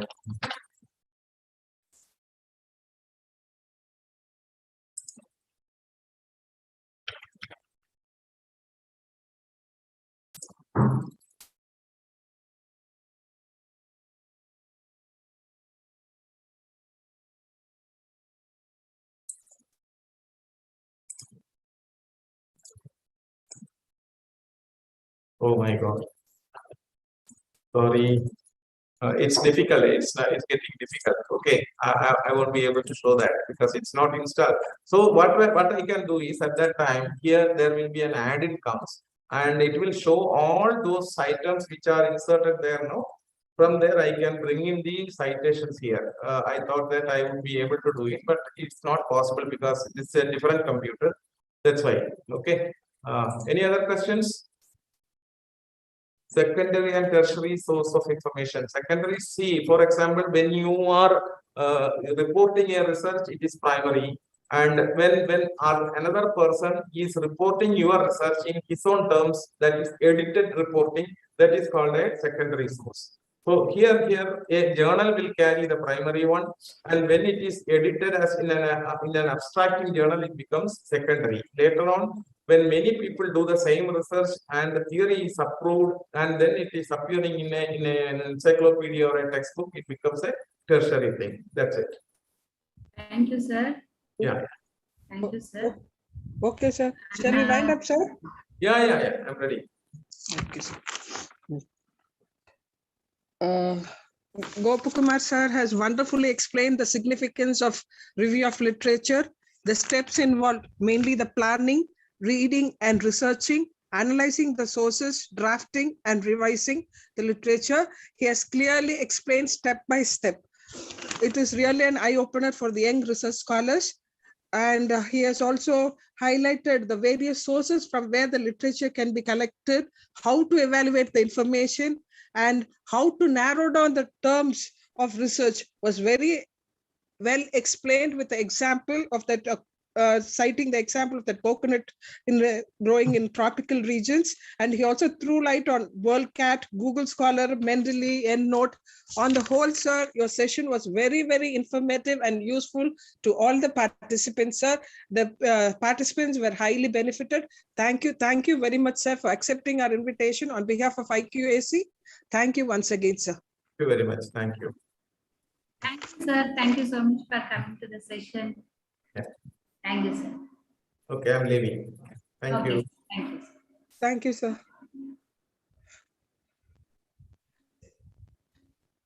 Ravina madam. Please, Shall I give the instruction, then start with Chaudhary, sir? You give the instruction, ma'am, then we can go. Okay. Yes, madam. Sir, 1 minute, I'll just tell the participants, sir. Okay. Give some instruction. Okay. For the participants, kind attention, please. See, the attendance is compulsory for all the days. Maybe 80% is compulsory for your certification. And number 2, you use your chat box for asking questions or replying to the questions asked by the resource persons, and not for your personal wishes like good evening and you're giving your register number and all those things. Please cooperate, because it's a source of disturbance for the resource person as well as for the other participants.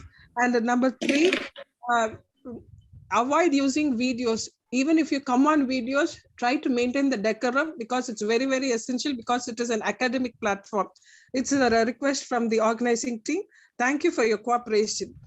Now we have with us Professor R.D. Chaudhary, Associate Professor, Department of Statistics, MG Science Institute, Ahmedabad, Gujarat. Again, yesterday we gave a brief introduction to him. Today, I'm just telling him the highlight. He is a gold medalist, and yesterday has given a wonderful session as to how to start with SPSS. Today, he's going to deal with exploring data analysis and graphical presentation of data using SPSS. Sir, the platform is yours. On behalf of IQAC, welcome you, sir.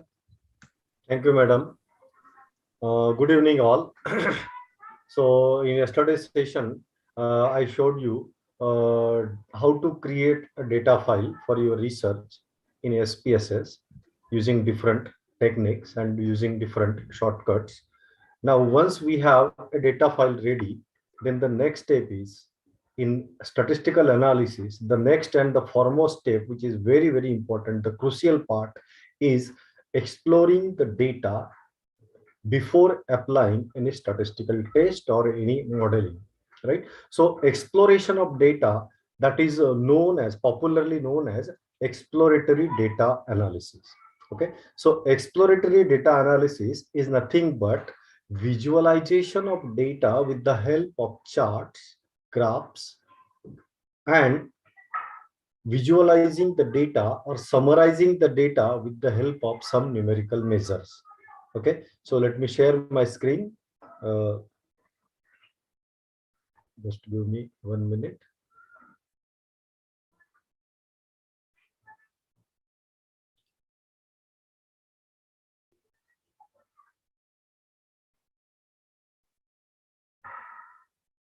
Okay, can you see the screen now?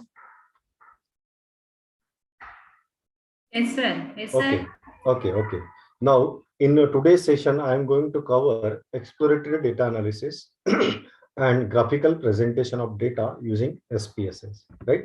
So, in my today's presentation, the agenda is to cover exploratory data analysis techniques, which is basically the exploration of data with the help of graphs, charts, and plots, and exploring the data with the help of some statistical numerical measures, right? So before applying any statistical method, say for example, if you want to apply t-test, right? So before applying t-test or before applying analysis of variance test or before applying the regression analysis, there are some basic and important steps which are required about the validity of the assumptions, right? So before applying any statistical test, the first step must be always exploratory data analysis, right? And then once we explore the data with the help of graphs and charts and numerical summaries, once you verify the assumptions required for the statistical test, then we can go for the statistical test, right? So before applying any statistical analysis, exploratory data analysis is the most important step, right? So in today's session, I'm going to cover exploring data graphically, exploring data numerically, then frequencies for the categorical data. As we have discussed in yesterday's session, we have a scale type of data. That scale type of data may contains either interval data or ratio data, where what we call it as a simple term, that is a quantitative data, right? So when we have a quantitative data, some different statistical measures are applicable, some different graphs are applicable. When we have a categorical data, categorical in the sense, it may be either nominal or it may be ordinal, right? So remember, in any statistical analysis, the most important thing is the type of data which you are using. If you have a numerical data, you cannot plot bar chart for the numerical data. If you have a categorical data, you cannot plot histogram for the categorical data. So that is why the choice of the selection of graphs and charts, at the same time, the selection of appropriate summary measure is very, very important for uh, uh, statistical analysis, right? So depending upon this, we have to choose the appropriate statistical method, right? So then the next part is descriptive statistics for one numerical variable, descriptive statistic for many numerical variable, then descriptive statistics using a separate function, and explore numerical, how to explore the numerical data and how to explore numerical data, numerical variable with the help of the categorical variable, right? So as I told you, in any research, whenever we have the data, then the first and the foremost step is always exploratory data analysis, because exploratory data analysis gives you a clear idea about certain aspects of the data. We will see one by one, right? So before applying any model building, say for example, if you want to apply the regression analysis, right? So before applying the regression analysis, we have to check certain uh, pre assumptions about the data, right? So always we can use graphs and summary measures, summary statistics to check the assumptions, right? And the entire process of examining the data with the help of graphs and numerical summary, that is known as exploratory data analysis, right? So what actually exploratory data analysis gives us? It gives us idea about the unusual or typical values in the data set. Suppose I have a numerical data. Suppose I have a numerical data. Just 1 minute. There is some. Okay. Suppose I have a numerical data. Why? Just wait a minute, because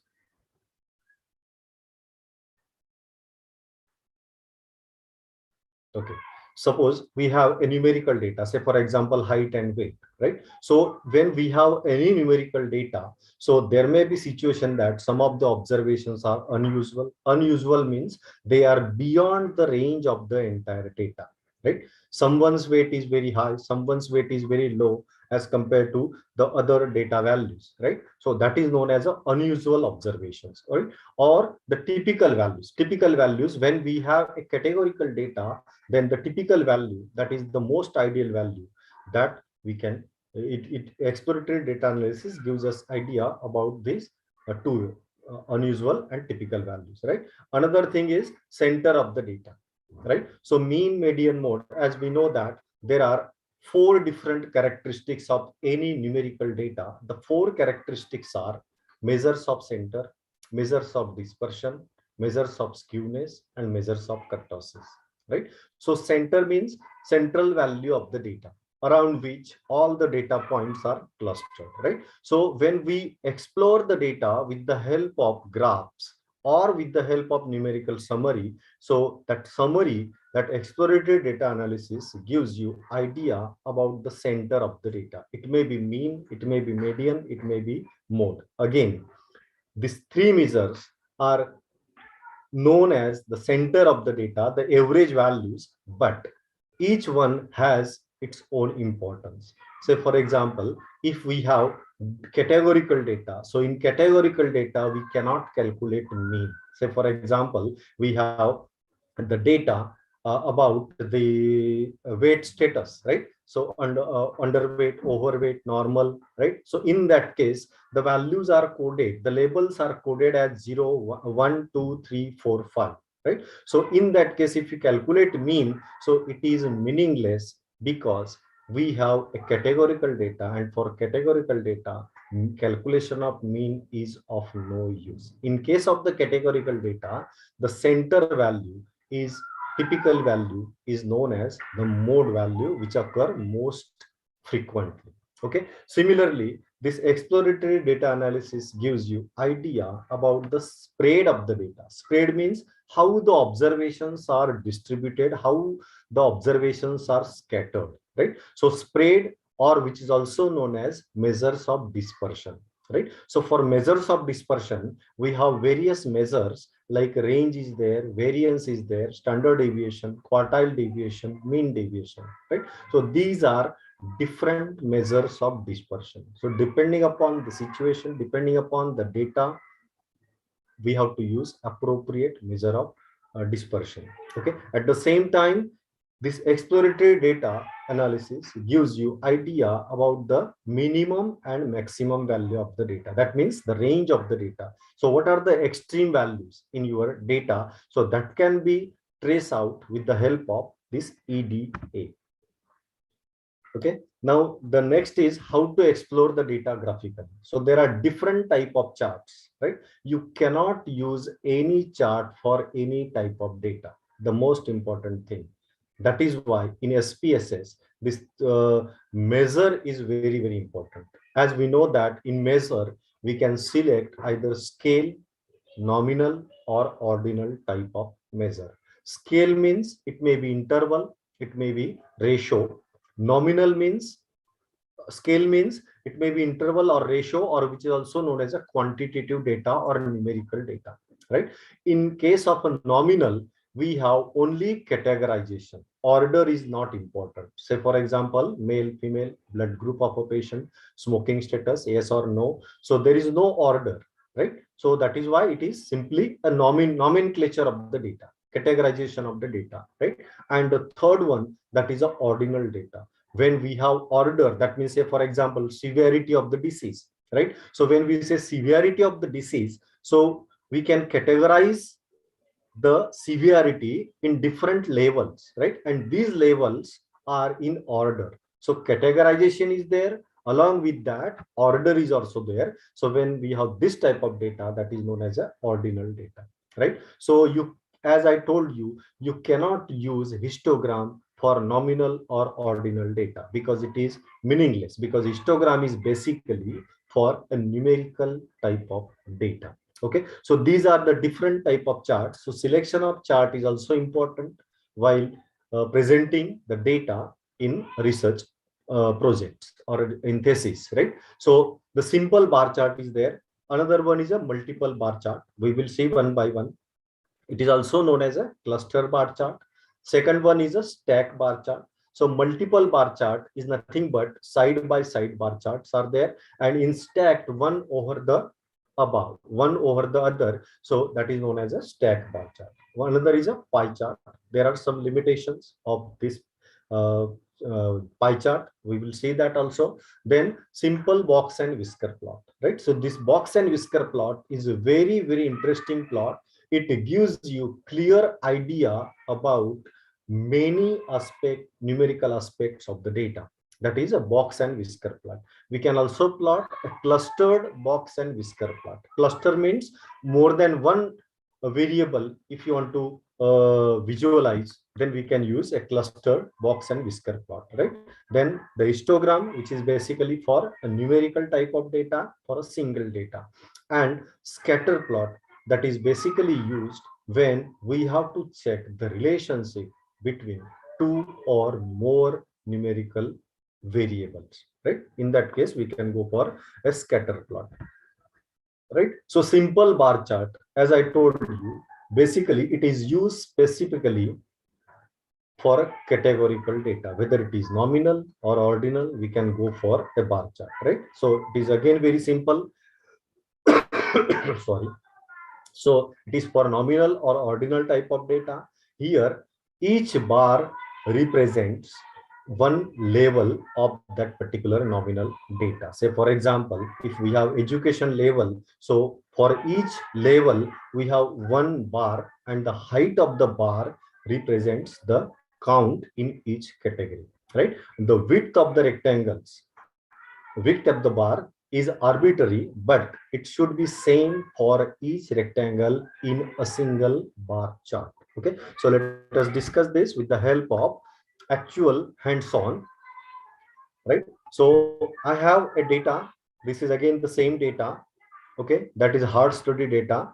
So there are so many variables, right? There are total 14 variables. In yesterday's session, we have created some of the variables, right? Like BMI we have created from height and weight, then weight status we have created, and we have ranked the weight by gender. Okay, so suppose this is my data and I want to apply exploratory data analysis tools on this particular data on some of the variables. Okay, so now see, as I told you in yesterday's session, we have two tabs. One is a data view, another is a variable view, right? So in data view, we can see the data, and in variable view, we can see the characteristics of the variable, their labels and their value labels and their type of measure, right?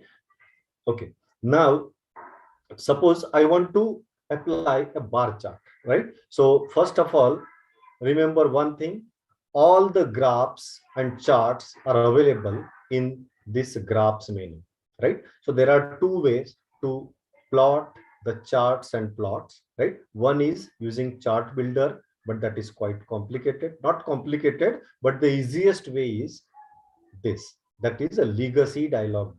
Okay, so go to graphs, right?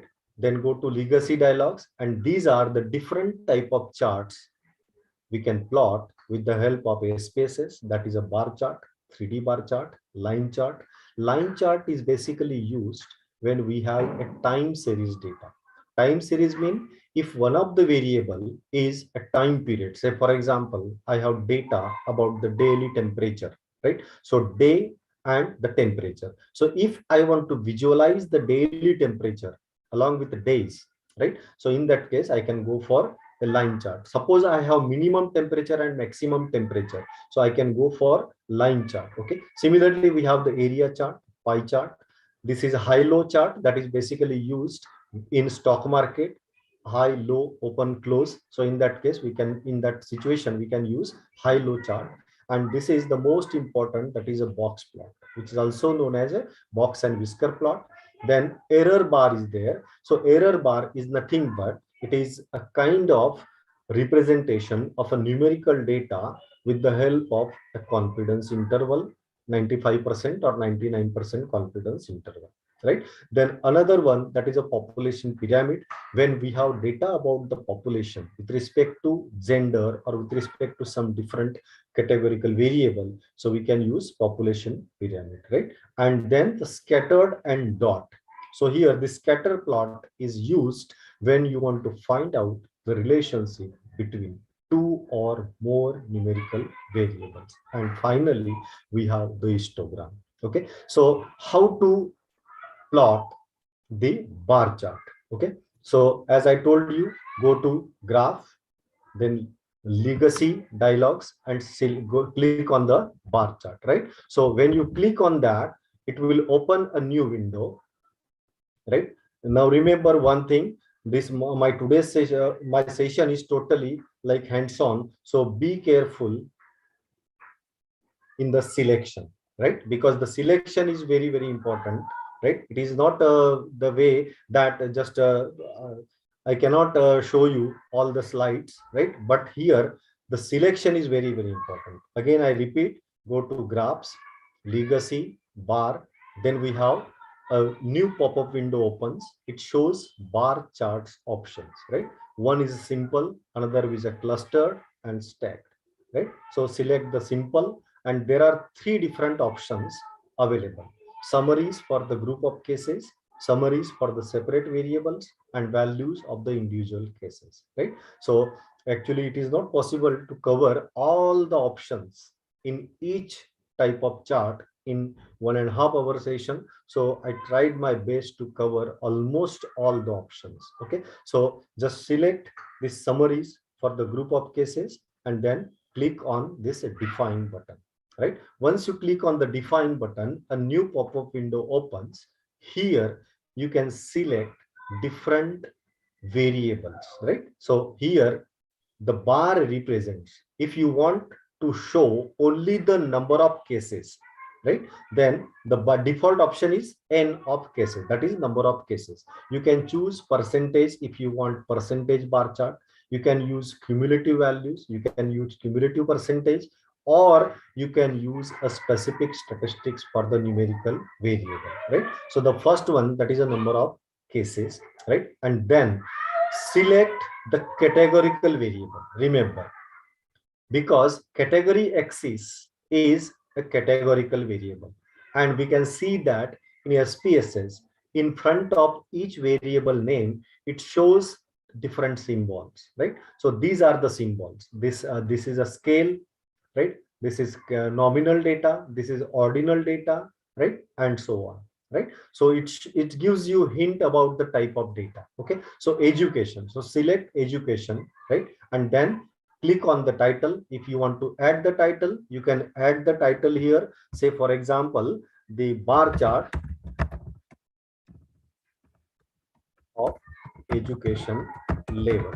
Okay, you can use subtitle, you can use subtitle, footnotes for the charts, right? And then click OK, right? Then options, in the options, actually there is no need to select options right now, right? So simply you can click on this OK button, right? So when you click OK button, a bar chart appears in your output window. Remember, I have two windows open.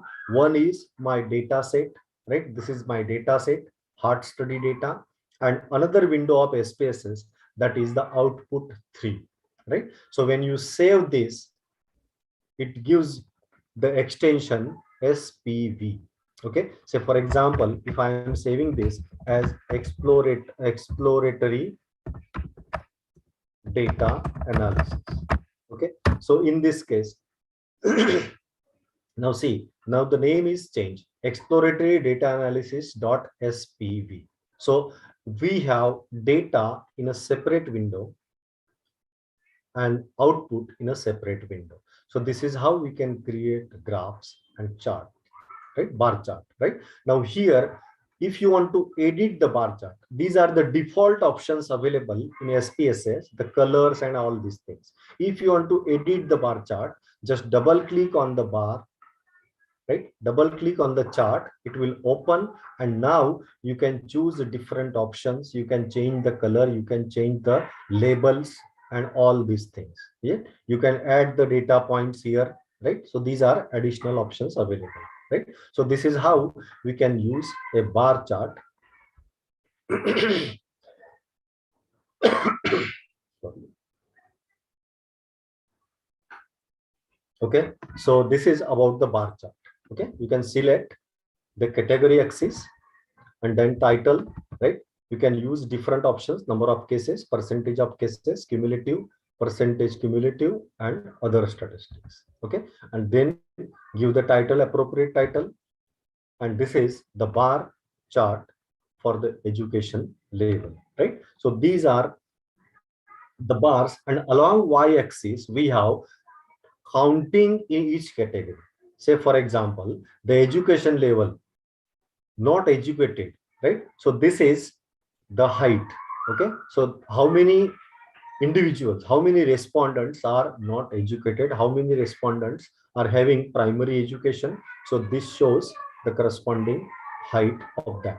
Okay, so this is how we can use a simple bar chart. Okay, now simple bar chart with some other statistics. So again, go to the graph, legacy, and then bar, right? Again, use the simple, click on the define, and you can use the statistics, right? You can define the statistics. Say for example, graph, legacy, bar, simple, right? And instead of this, if I am using other statistics, say for example, let us take weight. Now remember, you can calculate mean for a numerical data only, right? Or you can change the statistics. If you want to find out the mean of the weight variable for different levels of education, median of the weight variable, mode of the variable, or if you want to find out variance for each of the levels of education, right? Say, let us keep it as mean and then continue. You can add the title, right? And then just click OK. So it will show you the chart like this. Now remember the difference between the first bar chart and the second bar chart. In the first bar chart, we have used only one categorical variable, that is education level. So that is why along y-axis, we have only the counted values. Okay, we have only the count in each level of the education. Okay, but in second chart, we have two variables used. One is education level, that is a categorical. Second one is a weight, right? So for each level of education, it will calculate the mean weight, and the height of this bar is nothing but the mean weight of that. Okay, so this is how we can use statistics to mean or median or mode for the bar chart. Okay, now many times you want to compare two bar charts separately in a panel, right? So in that case, we have additional option, that is a panel by, right? So how to do that? So again, it is exactly the same. Say for example, I want to compare, I want to create a bar chart showing percentage of respondent. Now I am not interested in the count, but I want to represent percentage of respondent with education, and that is with respect to gender. That means for gender, male and female separately, right? So again, in this case, go to the analyze, go to graph, legacy, bar, right? simple bar chart, click define, right? And now here, see, when you select the same option second time, your all the variables, selected variables and titles, it remains there, right? So here there is one button that is at the bottom of this window. There is a button OK, paste, reset, cancel, and help. So anytime you can reset all the variables. Look at this. When you reset, all the variables will be removed. Okay. Now here education level. So I can select education level as a category axis, gender as a row, that is panel by. So here this is, that means simultaneously I am comparing education level for male candidates and for female candidates. But at this moment, what I want percentage of cases. So I can select here the percentage of cases. You can add appropriate title, right? So education by gender. Okay, education by gender. You can use a suitable title. Okay, and when you click OK, so you can see two different bar charts, comparative bar charts, right?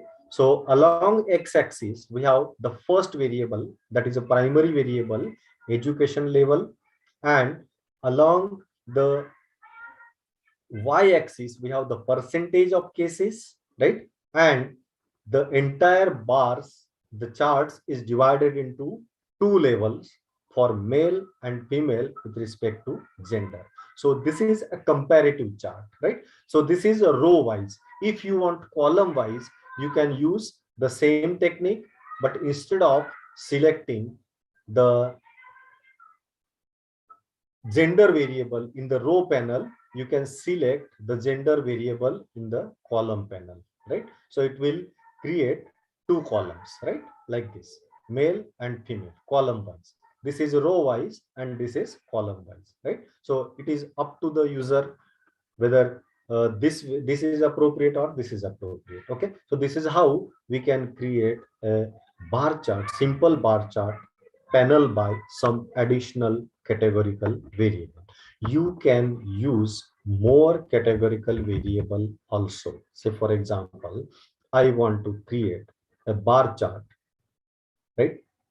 And that is panel by, suppose say for example, gender row wise and smoking status row wise and column wise gender, right? And again the percentage of cases. So look at this, you can see four different charts. Okay, so this is male and non-smoker, this is female non-smoker, this is male and smoker, female and smoker, and along x-axis we have different education level, right? So this is just a way to represent the data with the help of graphs and charts for the comparative purposes.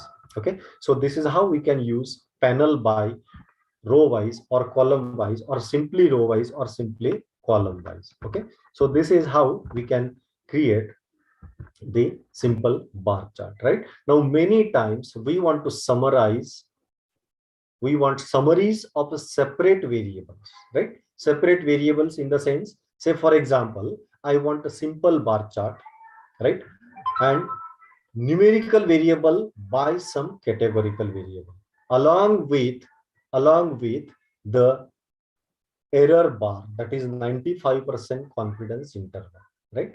Along with the error bar, 95% confidence interval. Okay, so in that case, what you can do, graph, legacy, bar chart, right? And now summarize a separate variable. Okay, so you can select here graphs, legacy, bar chart. Now instead of the first default option, you can go for a summaries of a separate variable, right? Summaries of a separate variable. Okay, and then you can select different variables, right? Say for example, bar represents these two variables, blood glucose and systolic blood pressure, and that I want to compare gender wise. Okay, that I want to compare gender wise, right? So you can choose blood glucose level and systolic blood pressure, right? You can change the statistics. By default it is mean, but if you want to change, you can change the statistic right? If you want to compare minimum or maximum, you can do that also. Okay, you can add appropriate title.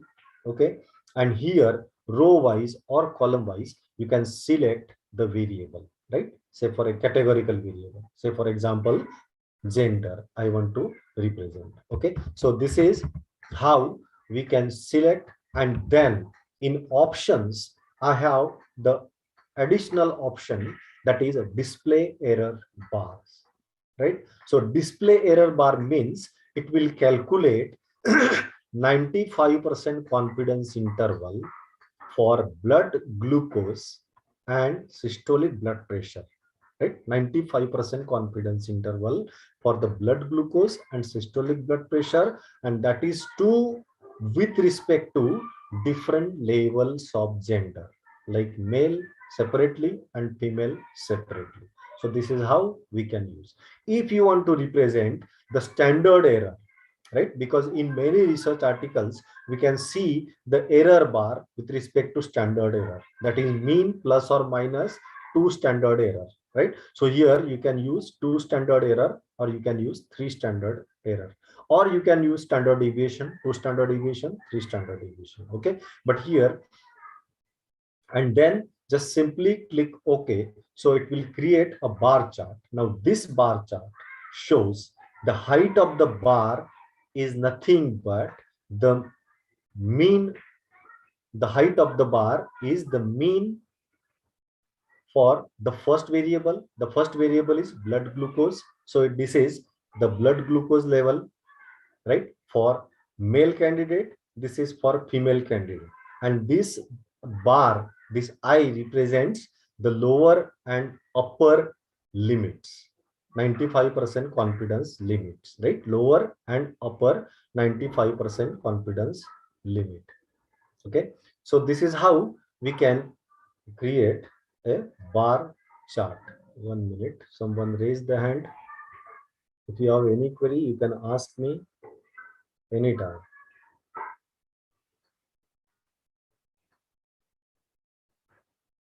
Hello.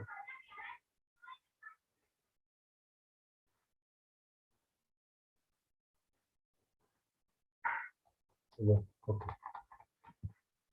Okay, we will discuss at the end also. Just remember that particular question. Okay, so this is known as a bar chart. Okay, so this is the error bar chart, which we can create very easily with the help of this simple bar chart with additional options, right? Now the next is cluster bar chart. How to create a cluster bar chart? So cluster bar chart are basically nothing but comparative charts, right? When you want to compare one or more categorical variable, say for example, I want to compare education level and the smoking status, right? So these two I want to compare. So in that case, you can go for a clustered selection, that is graph, legacy, bar, and then select cluster bar chart. Okay, select our first option, summaries for the group of cases, then define, and then select education level, and then what we have selected, it is education level and smoking status. Okay, so and the smoking status, we can select define cluster by. So this option, cluster by, so originally along x-axis we have education level and cluster by the smoking status, right? And then you can use simply all other options are exactly same. Title, that is same. Options, they are also same. Row, panel by row, panel by column, they are exactly same. Okay, so when I click, it will show you the cluster bar chart, that is also known as a multiple bar chart, right? So it is nothing but a comparative chart, right? Education level and smoking status, right? So if I want to compare these two variables, that is known as a cluster bar chart or multiple bar chart, right? Here it shows the legend smoking. Blue color is for non-smoker, green color is for smoker. And along x-axis, whatever the primary variable you have selected, that primary variable appears along the labels, appears along the x-axis. Okay, so this is how we can select we can create a clustered bar chart. Okay, so this is a cluster bar chart. Now instead of cluster, now this cluster bar chart is side by side. Okay, or we call it as a multiple bar chart, right? Instead of side by side, we can create one over the other, that is known as a stack bar chart. Okay, so again, go to graph, legacy, bar, and instead of cluster, you can select stack bar chart. Okay, and then select the variable category axis, select the another variable stack by, right, and then click OK. So when you click OK, you can see the stacked bar chart, right? So it is exactly the same, only the difference is here the bars are side by side, here the bars are one above the other. So that is the only difference, right? So for comparative purpose, we can use this type of bar charts, right? That is a stack bar chart. Okay. So this is the stack bar chart. Now the pie chart. Okay, so basically pie chart is nothing but it is a kind of simple bar chart. Only the difference is instead of bars, we can create a circle, and the circle is divided into different levels, right? The entire circle 360 degree is divided into different sectors, different slices based upon the number of individuals, number of respondents belonging to that particular category. And basically this pie chart has one limitation, and that limitation is it can be used for 5 to 6 levels only. If we have more than that, then the pie chart becomes very congested, right? So in that case, we can choose the alternative as a simple bar chart. Okay, so this pie chart is very simple. Okay, so go to go to graphs, legacy, and select the pie chart, right? Again, you can select summaries of the group of cases, right? Go to define and then education level, number of cases. If you want percentage of cases, you can select the percentage of cases, right? And when you click OK, so it will create a simple pie chart.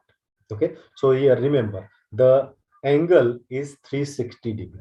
Right, so this 360 degree is divided into different sectors, right? These angles, right, based upon the number of respondents in each category, number of respondents having non-education, having primary education, and so on.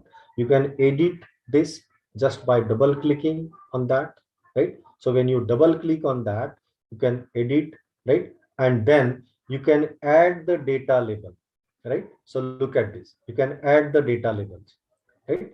So in each section, just click on that, right? This one, this option, right? So you can add the data labels. Okay, so this is how we can create a pie chart. Okay, so this is one way to create a pie chart. Another way is by row panel. Suppose I want to compare same thing, education with respect to gender.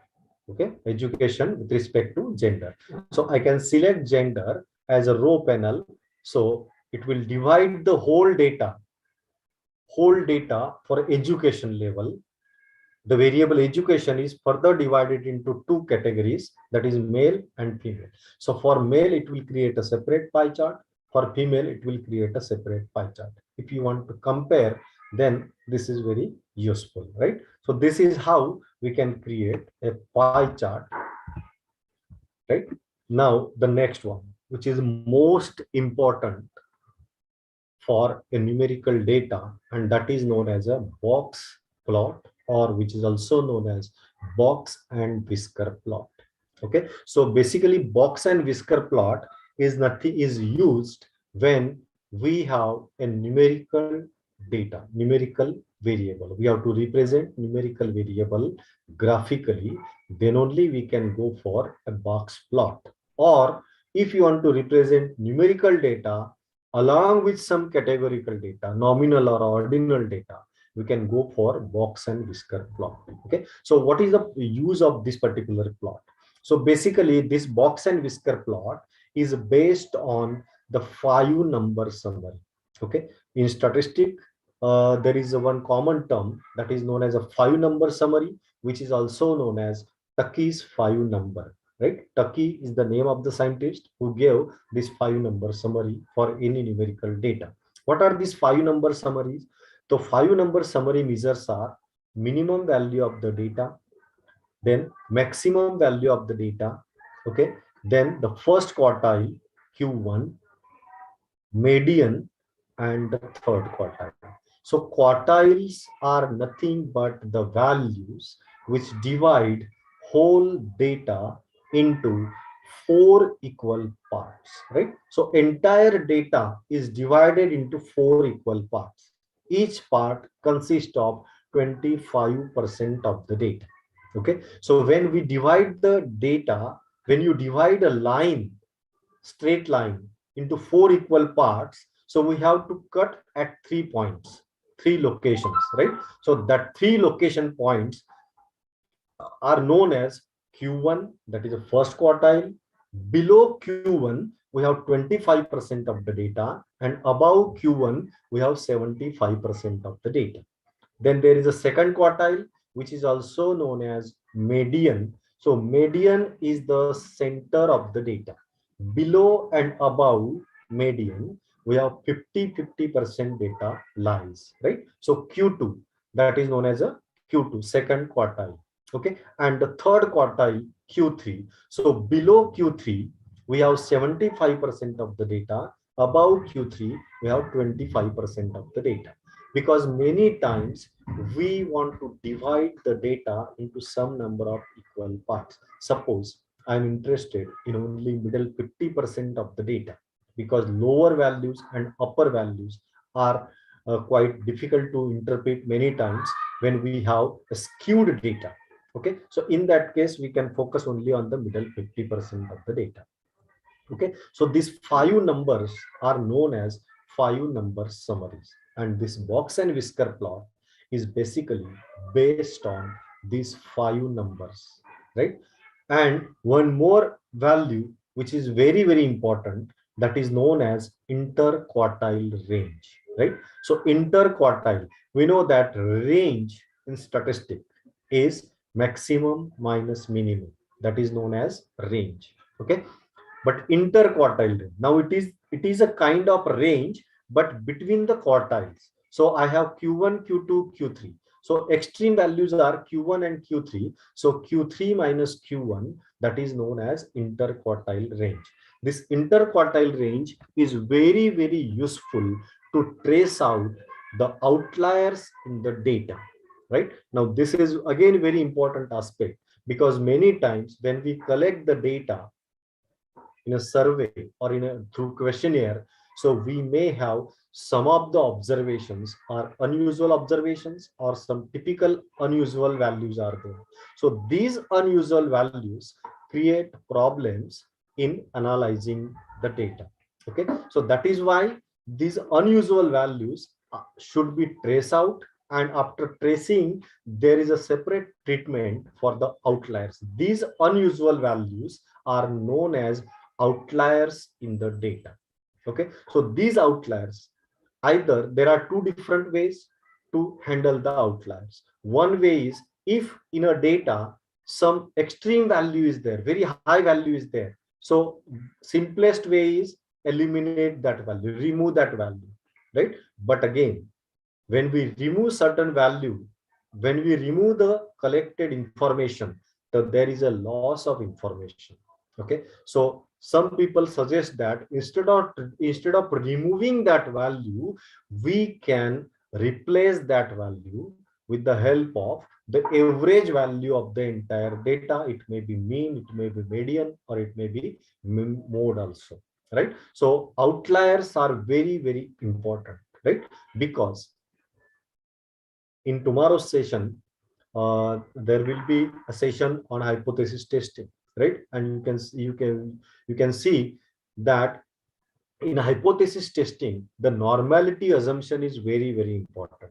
right? And if we have extreme values, outliers values, your data is moving away from the normality. So how to handle that, that we will discuss. Okay, so how to plot a box plot, right? So these 5 things are very, very important: minimum, maximum, first quartile, second quartile, and third quartile, and for outliers Q3 minus Q1. Okay, so these 5 things are very, very important. So this is a simple box plot, right? So try to understand this, because this box plot gives you idea about all aspects of the data. The first one, center of the data; second one, spread of the data; third one, skewness of the data, whether the data is symmetric or whether the data is skewed. Okay, so actually box plot is nothing but this particular portion is known as a box.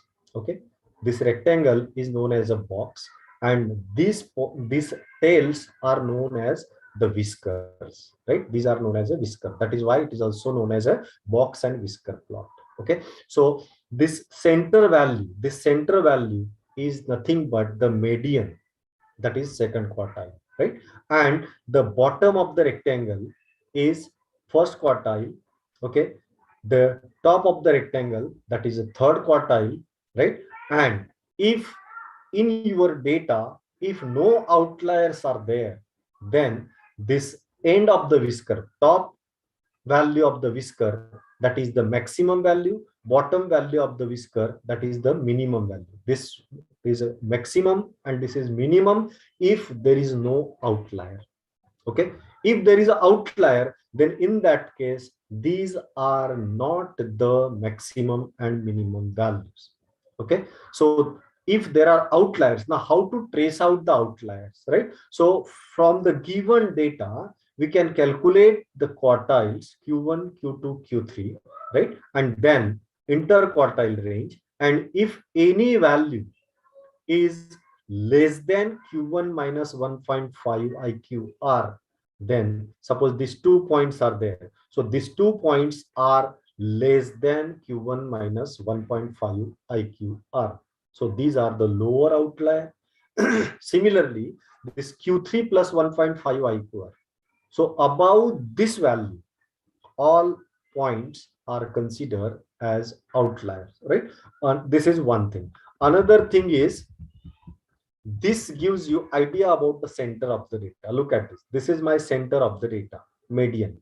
Okay, because we know that median is a central tendency of the data. So this is the center of the data. Okay, another thing is spread of the data, right? So see, this is the largest value, this is the smallest value. Okay, so this shows the largest and smallest value. So the range of the data, the spread of the data, how much is the spread in your data. Okay, that is one thing. Another thing is, if you check the graph, so lower rectangle and upper rectangle, so look at this, there is a difference between the size of the rectangles, right? So it gives you idea about the positive and negative skewed. If both the rectangles are of same size and both the whiskers are of same length, then we can say that your data is symmetric, or we can say that the data is a bell-shaped curve. It is normally distributed. Okay, so this is very, very important plot to understand the center of the data, spread of the data, skewness of the data. Okay, now how to create a box plot. Okay, so again, go to graph, legacy, and select box plot. And there are 2 different type of box plot, simple and clustered, right? So we can see one by one, right? Say for example, here we want to plot serum cholesterol. 1 minute, someone raised the, okay, you can ask the question. Kartikeya.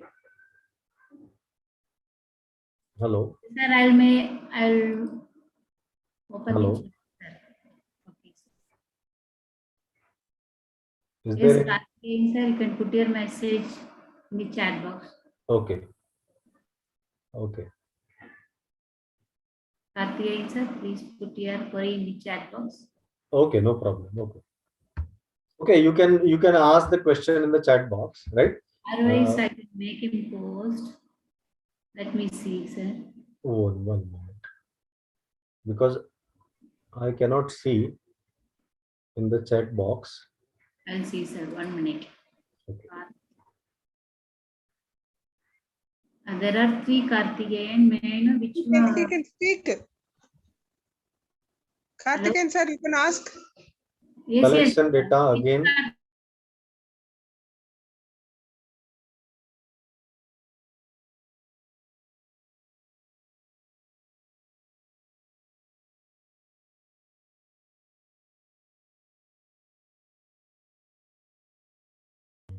Okay, so how to compare multiple variable like cholesterol, BP, etc. Okay, I am covering all these things. Okay, so just wait to the end of the session. I am covering almost all type of charts. Okay, so collection of data, again, say it, sir. What means collection of data?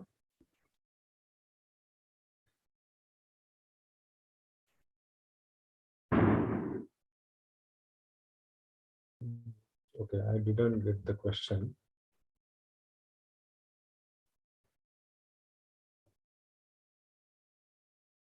Okay, let us.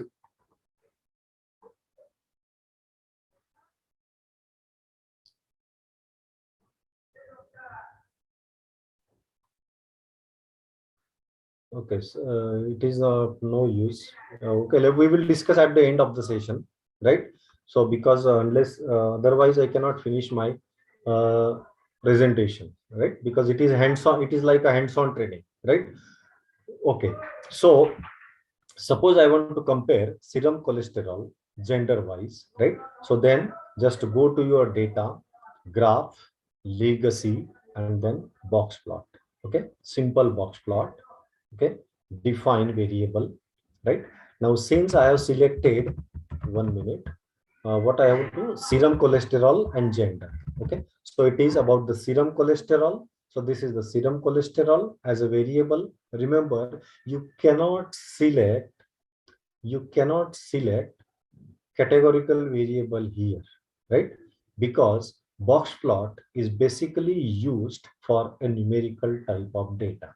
Okay, now gender wise I want, so here I can choose category axis as a gender, right? So if nothing is selected, right, in the category axis, you cannot click on the OK button because it is disabled, right? So you have to select at least one categorical variable in the category axis. Okay, and then you can go for the options. Actually it is not required, and directly click OK, so you can see the box plot. Okay, so this is the box and whisker plot for the serum cholesterol for male and female separately, right? Now look at this in the second chart, in the second box plot. Here there is one value which is outlier, right? So that is for female, the serum cholesterol is very high for one of the female candidate, right? And what this 32 indicates, that 32 indicates the case number. Let us see whether it is there or not. Okay, so serum cholesterol, and this is 32. Look at this. This 32 row is for female, and the serum cholesterol is 382, which is highest. Okay, which is highest. So that is why it is showing here the outlier, which because it is beyond the range of the one Q3 plus 1.5 interquartile range, right? So this shows the outlier, right? So that is why graphical presentation is very, very important. It gives you idea. This is my center point. Okay, for male, this is for female, right? That means median cholesterol level for male and median cholesterol level for female. Okay, and comparatively you can compare for male and female by comparing the two graphs, right? By comparing the two whiskers or by comparing the two rectangles. Okay, so you can use box plot for visualization, right? Now at the same time it shows the summary also, case processing summary. When I selected the box plot, it shows serum cholesterol, gender, male, female, how many valid observations are there. I have 100 respondents. Out of 100, 52 male, 48 female, right? And this is 100%. If your data contains missing values, then the missing numbers will be reported here, and accordingly, if there are some missing values in the serum cholesterol, then this value, valid percentage, is not 100%. Some percentage is here and some percentage is here, and then the total percentage, right? So in my data, there is no missing information. That is why it shows 0% missing information. Okay, so this is how we can create a box plot, right? Box and whisker plot. Look at this. This is how we can represent. This is the minimum value, right? This is not the maximum value, because the maximum serum cholesterol is 382. That is for the 32 number respondent, so which is outlier, because it is beyond the value of Q3 plus 1.5 IQR. Okay, so this is the median, this is the first quartile, this is the third quartile. So for comparative, these box plots are very, very useful. Okay, so now this is the same thing which I explained, right? So thick line, the thick black line represent the median. Okay, the two dashed line represent the whisker. Actually, these are not the dashed line. In some software, it shows the dotted line here. These are the dotted lines. So these are the whiskers, right? And then end points of the whiskers are the smallest non-outlier and largest non-outlier. Outlier can be traced out using this formula. Okay, any value below this is the outlier at the lower end. Any value above this is the outlier at the upper end. Okay, so this is how we can create a simple box plot.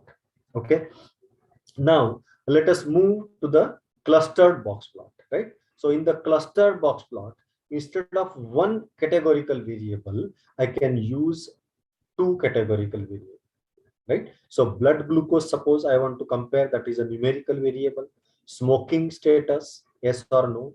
Gender, male and female, right? So just go to the data, graph, legacy, box plot. Now you can choose here clustered box plot, right? Then define the variables, right? Select the variable, that is, say for example, what we have selected, it is blood glucose. Okay, so let us select blood glucose level at this particular place, that is numerical variable. Category, that is education level. Okay, sorry, it is smoking status. So it is a smoking status, right? Smoker, non-smoker. And gender, you can select define by clusters, right? You can create the panel for the more comparison. Say for example, I want to create a box plot weight status wise, row wise or column wise. You can add one more categorical variable in rows or columns also, right? And then just click OK. So it will create, it will again create a case processing summary, right? Smokers, no. Smoking, no and yes, right? Gender, male, female. In each category, number of observation, number of respondent, right? And then valid and missing values. Okay, now look at this. This is the comparative box plot, which is known as a clustered box plot or side-by-side box plot. Okay, so these two colors represents male and female. Blue for male, green for female. Okay, so blue for male, green for female. Okay, now if you check this, so this star indicates extreme outlier, right? Remember, this star indicates extreme outlier, otherwise it is represented only by circle, right? So look at this blood glucose for male and non-smoker, there is one outlier, that is 95th number of respondent. This is 17th respondent, 30th respondent, 92th respondent, and this is 32th respondent. That is extremely beyond the range. Okay, so this is how we can create a comparative box plot that is known as a clustered box plot, right? Now the next is histogram, which is very important chart for testing the normality of the data. Okay, for testing the normality of the data. Okay, kindly collection of data, sir. What do you mean by collection of data? Can you elaborate?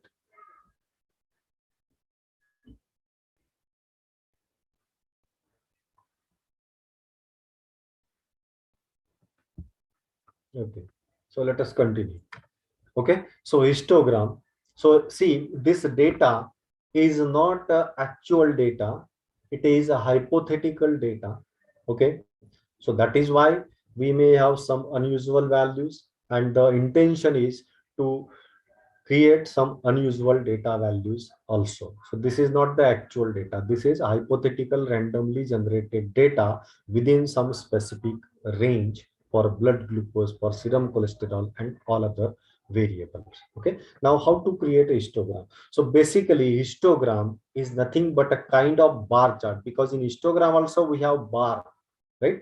We have rectangles, but it is different from bar chart, right? In bar chart we have a categorical variable. In histogram we have a numerical data values, numerical data. Okay, so it is very easy to create a histogram. So just go to graph, legacy, select histogram, right? And then select some variable. Say for example, here serum cholesterol. Okay, so this is the serum cholesterol as a variable, right? You can choose some additional option, that is a display normal curve superimpose on the histogram, right? Many times we want to compare the normal distribution for your data. Okay, so on the histogram you can superimpose a normal curve, so that is a display normal curve, right? And you can use appropriate title, so it is histogram of serum cholesterol. Okay, histogram of serum cholesterol. Okay, you can add appropriate title, just click OK. So it will create a histogram, right?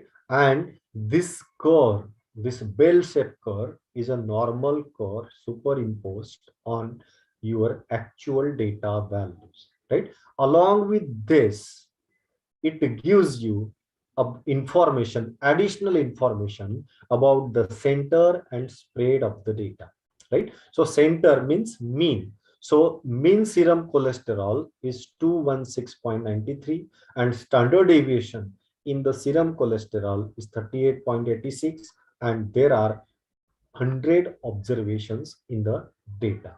Okay, so this graph histogram, so these bars are adjacent bars. In bar chart there is a gap between two successive bars, rectangles, right? But in histogram there is no gap, right? They are adjacent, because our variable serum cholesterol is a numerical data, right? So these are the classes. Okay, these are the classes. So SPSS will define by default the classes, and accordingly it will plot a histogram for the selected variable. Okay, so this is how we can create a histogram, right? Now histogram using panel, right? Using panel means, suppose I want to compare the serum cholesterol for male candidate and female candidate. So in that case, that panel is very useful. So you can select gender row wise, so that you can have separate histogram for serum cholesterol, male and female separate, right? So this chart is for female serum cholesterol, this chart is for male respondent. Okay, this is for the comparison purpose. many times. Actually, as I told you, this is a hypothetical data. But if you have actual data and your data suppose your data contains some skewed, positively skewed and negatively skewed data. One, for male it is symmetric and for female it is skewed data. Okay, so in that case, this panel graph is very, very important for the comparison purpose, right? So in that case, we can use row panel or column panel.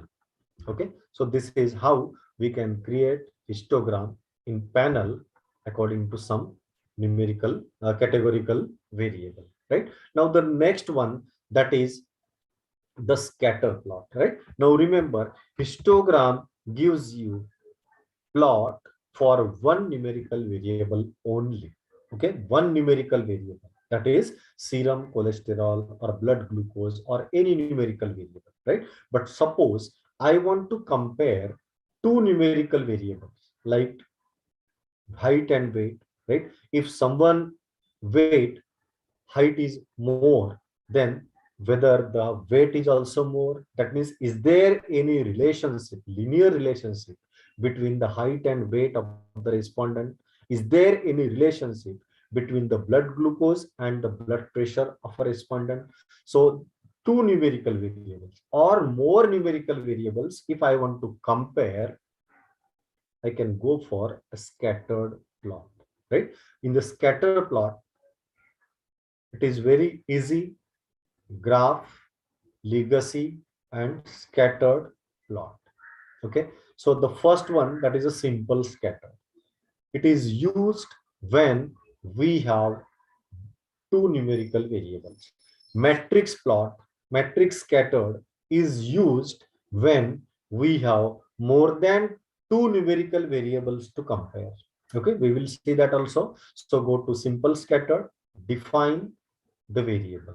You can select variables one by one along x-axis, along y-axis, right? Say for example, weight along y-axis, height along x-axis, right? And then you can use appropriate title, that is scatter plot of weight and height. Okay, scatter plot of weight and height, right? You can use the options, right? Actually it is not required, but it is good practice to check all the additional options in SPSS. Many times we don't know some options that is available in that particular, under that button, right? So check always possible options and then accordingly select the options, right? And just click OK. So it will create a scatter plot. If you look at the data, along x-axis I have height, along y-axis I have weight, right? If you look at the data, right, if you look at this particular data, let me show you on the PDF slide so that you get idea. Look at this here in this particular data. If you look at the pattern, so almost all the points are clustered within this particular range, right? Like in this way, right? That means as height increases, weight also increases. So it shows that height and weight, they are correlated variables. There exists some kind of relationship, positive kind of relationship between height and weight of a respondent, right? So if we have another graph, say for example, in your graph, your pattern is like this. It is like this. So it is showing a negative relationship. It is showing a negative relationship. That means as one variable increases, other variable decreases. So it shows that there is a negative relationship, right? If your data is in the circle, right, is in the circle that you cannot trace out whether there is positive or negative, then we can say that there is no relationship, right? So scatter plot is nothing but the graphical presentation of correlation between two or more numerical variables. It is graphically presentation, right? It gives you only the direction of the relationship, whether there is a positive relation, whether there is a negative relation, or whether there is no relation between the numerical variables, right? So that can be identified with the help of scatter plot. But suppose for these two variables, I want to know exact amount of relationship, right? So for that, I need to calculate the Pearson's correlation coefficient, right? That Pearson's correlation coefficient gives you the amount of relationship between the two numerical variables. It is denoted by R, right? And the correlation coefficient's value for any data always lies between -1 and +1.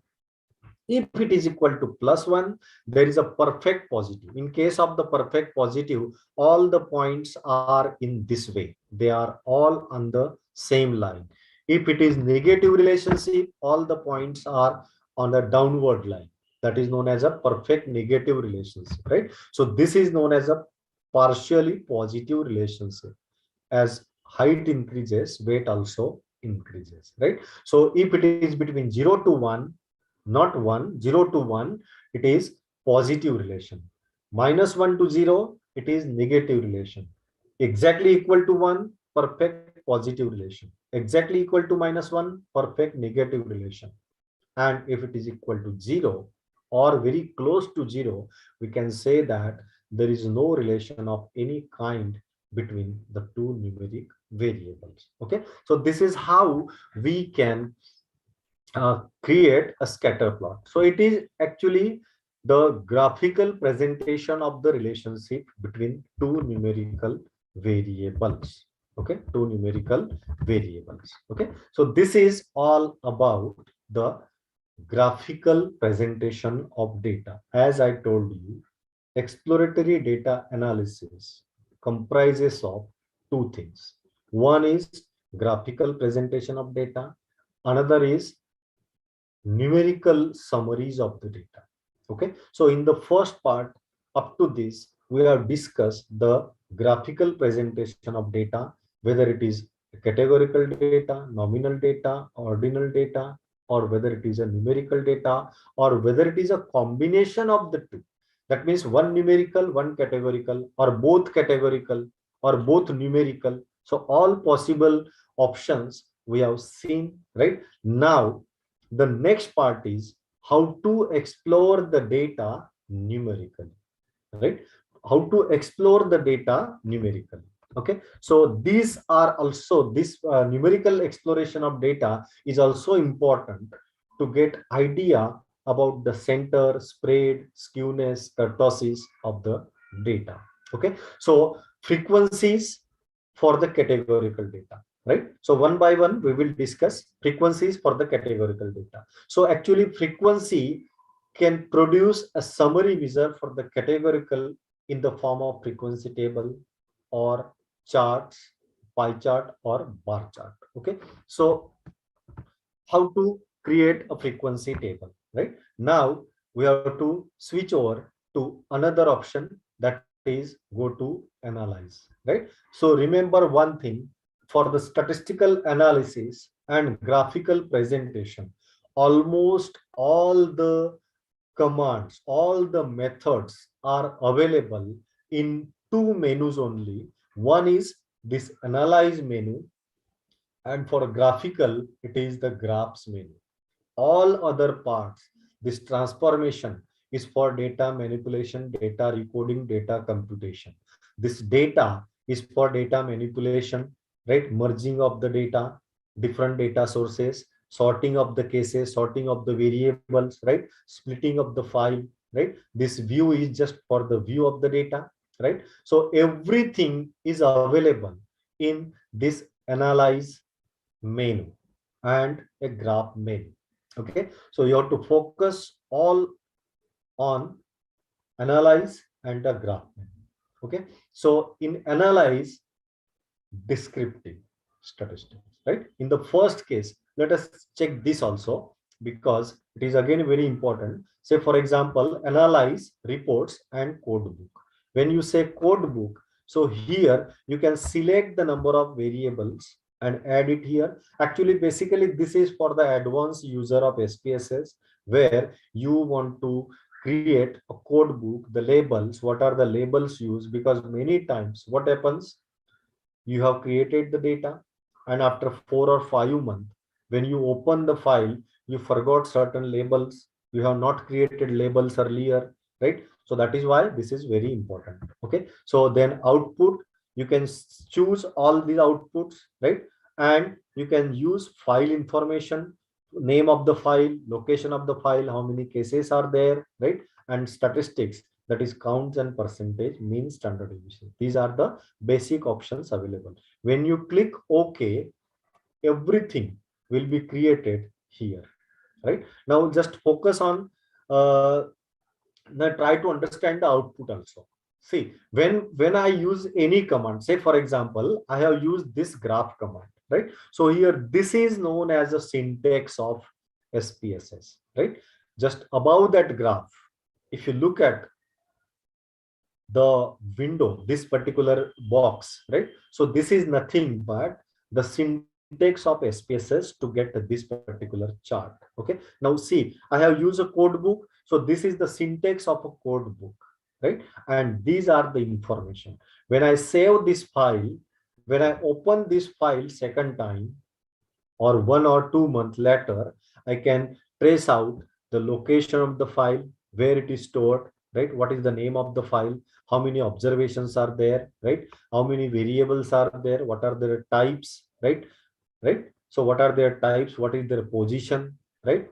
And even in each category, say for example, I have education as one of the variable, right? So for education, what are the different levels and their labels, right? 1 to 5. So one is for none, primary, secondary, and so on, their count values and their percentages, right? So this is known as a code book, right? So it is good practice to create one code book after preparing your final data, so that any time if you miss certain information after a few months later, so you can collect the information, you can recollect the data, you can recollect the file, right, where it is stored and all these things, right? So this is about the report. Okay, so the second one is OLAP cubes, right? This OLAP cube is basically, say for example, I am selecting here summary variables, right? Two numeric variables, and by, say for example, you can select one or more, right? Because here see summary variable and bracket S, right? Otherwise, in many cases, there is only one selection possible. Okay, but whenever multiple selection is possible, you can see this bracket S, right? So this is one way. Another way is you can select non-adjacent, right? Say for example, I want to select height, age, and blood glucose. So using control key, you can select the variables and then just click on this arrow. It will be added to the that particular box, right? So this is how you can select the variable. You can select the statistics here. So these are the default sales statistics: sum of the values, number of cases, mean, standard deviation. If you want to add, say for example, I want variance also, I want skewness, kurtosis also, I want skewness also. So you can select from all these statistics, right? Then you can use appropriate title for the output. Okay, and here if you want the difference of the variable, difference between the variables, that you can select, right? Just click OK, and then you can see the output. This is the OLAP cube, right? So weight by gender, age by gender, blood glucose by gender, how many valid cases are there, right? How many excluded, that is missing, right? And the last table, that OLAP cubes, is weight, age, and blood glucose, right? So these are the total number of observations, mean, standard deviation, and so on, right? So this is one way to calculate the summary. Okay, this is one way to calculate the summary. Okay, now let us move to the frequency. Okay, so let us move to the frequency. So in the frequency, So go to analyze, descriptive and frequencies. Okay, so here also you can select one or more variables. Okay, you can select one or more variables. Okay, so say for example, at this time, so let us select the categorical variable, right? Because this frequency command is used for categorical as well as a numerical variable also, right? So let us select a categorical variable. You can select more than one. Here, this is by default selected, display a frequency table. Okay, so see, earlier we have created a bar chart for education level, right? So that is the graphical presentation of the particular variable education level, right? But what I want, bar chart along with a frequency table. Okay, in each category, how many respondents are there, right? So it will display the frequency table. Okay, so that is by default it is selected. You can go for statistics, right? So see, actually there is one very important thing, that computer is one such a thing. When you give garbage, that means the input is garbage, the output is also garbage, right? In the sense that you should have appropriate selection, because all options are there, right? But whether that option is applicable or not. Say for example, let us calculate this mean, median and mode, right? Let us calculate mean, median and mode for the education level. Okay, then click on the charts, right? Here you can select bar chart or pie chart. You can select a bar chart or pie chart. Okay, you can select histogram also, but whether it is applicable or not, that is the issue. Okay, so let us select a bar chart, and here chart values are actual frequencies. Okay, just continue. Okay, now look at this. What you get? You get a complete frequency table for education level for different levels of the education category, right? So none out of 100 respondent, 26 are having no education, 31 for primary education, and so on, right? At the same time, it gives you the percentage also. As my total data is 100, so frequency and percentage values are same. But if it is not 100, then it will show you here the actual percentage of cases out of the total. Okay, and valid percentage, because no missing values are there, so valid percentage are also same. If some of the data values are missing, then it will be reflected in the valid percentages. At the same time, it gives me a cumulative percentage. Suppose I want to club none and primary. So that none and primary, so there are 57% of respondent having no education or primary education. Okay, so this is a frequency table along with a bar chart. Okay, along with a bar chart. So this is how we can create a frequency table. We can create a frequency table. Now the most important thing is, okay, so see, the most important thing is this table.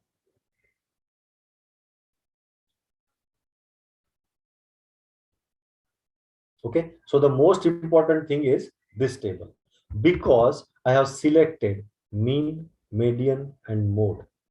Okay, I have selected mean, median and mode.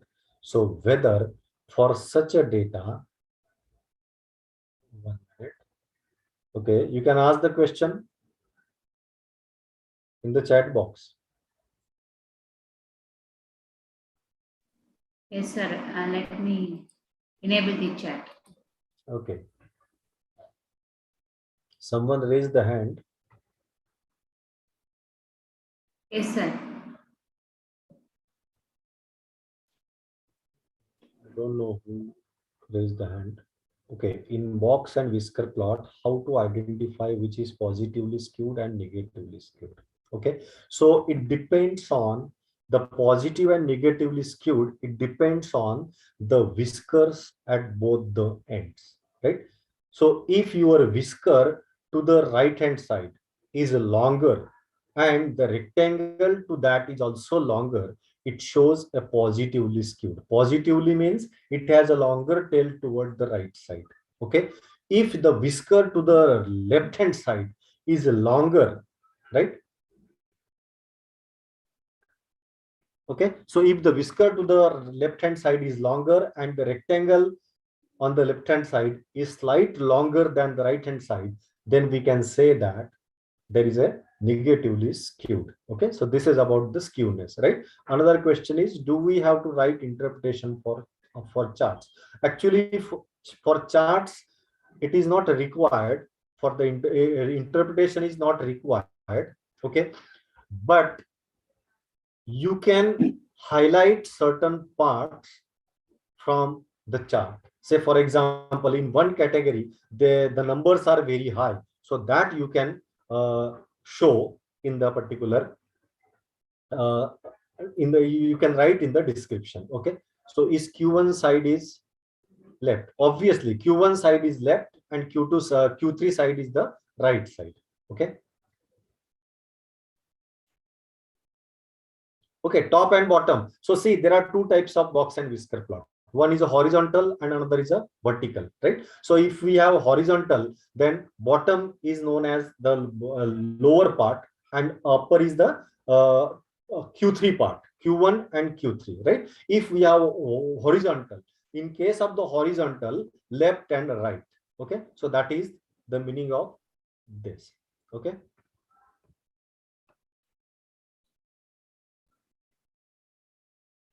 Okay.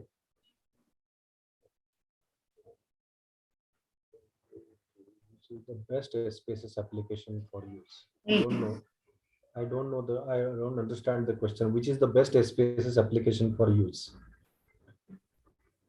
Sir, excuse me, sir. Huh? The participants can unmute themselves and they can ask the question, sir. Okay. But what I suggest, madam, let me finish. Right? Okay, sir. And at the end, I will answer all the questions. Okay, that is the best way. Otherwise, what happens? Because I have to cover almost all the topics. Okay, so see, let us come to the our presentation. So look at this. For the categorical data, education level, in statistics sections, I have selected mean, median, and mode. So as you know that education level.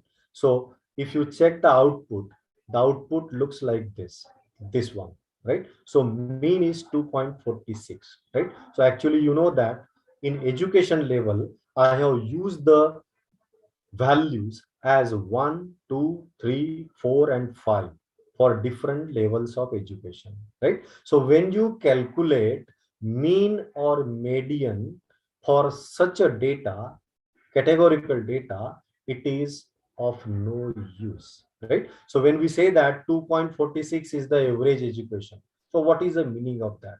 So it is of no use, right? So when we have a categorical data, then the suitable measure of central tendency is the value mode, and that is the most frequent value. So here we can say that also highest number of respondents are having primary education. There are 31 respondents, that is the highest number having primary education, and the label, that is 1 for none, 2 for primary. So that is why the mode value is 2. Okay, so that is at this standard deviation. So the standard deviation, calculation of standard deviation for the education level is meaningless because it is not appropriate for a categorical data, even though the software gives you here the selection choice, right? So depending upon, see, quartiles are there, percentiles are there, but quartiles, percentiles, standard deviations, right, and range, skewness, kurtosis, so these are not the measures for a categorical data. But since this frequency command is used for categorical as well as nominal data. So in SPSS, these options are there, right? So remember, this is very, very important point, right? So it is meaningless to calculate mean education level. It is meaningless to calculate mean average gender, right? Average blood group. Okay. So when we label the blood group as A, B, AB, and O as 1, 2, 3, 4, and when you calculate the average blood group, so it is meaningless, right? So in that case, only suitable measure is mode. That is the most frequent value, maximum number of individuals having that particular level or a category. Okay, so that is the most important thing. Okay, so this is how we can create a frequency, right? Now, descriptive statistic for one numerical variable. Okay, so how to describe? So descriptive statistics for one numerical variable. Now we are focusing on a numerical data, right? So in summarizing the numerical data, the most typical questions in which the researcher is interested, that these questions are: what is the center of the data? So it is mean, median, mode. These are the central value of the data.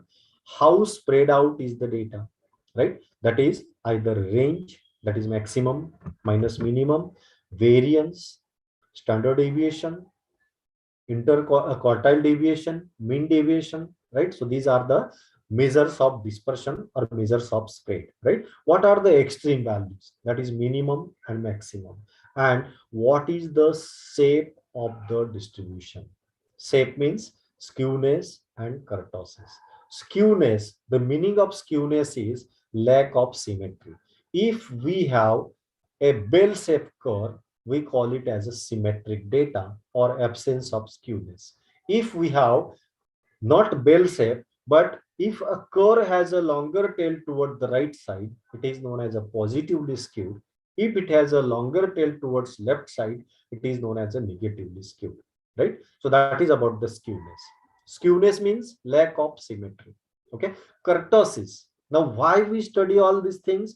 Because while applying different statistical tests for hypothesis testing, if you want to test the hypothesis about blood cholesterol, right, for male and female, so is there any significant difference between the blood cholesterol level, serum cholesterol level for male and female candidates? So obviously for this we need to calculate the center of the data, we need to calculate the variance or standard deviation of the data, and then we have to go for some statistical test, that is independent sample t-test. Okay, now before that we have to check whether the data is normally distributed or not.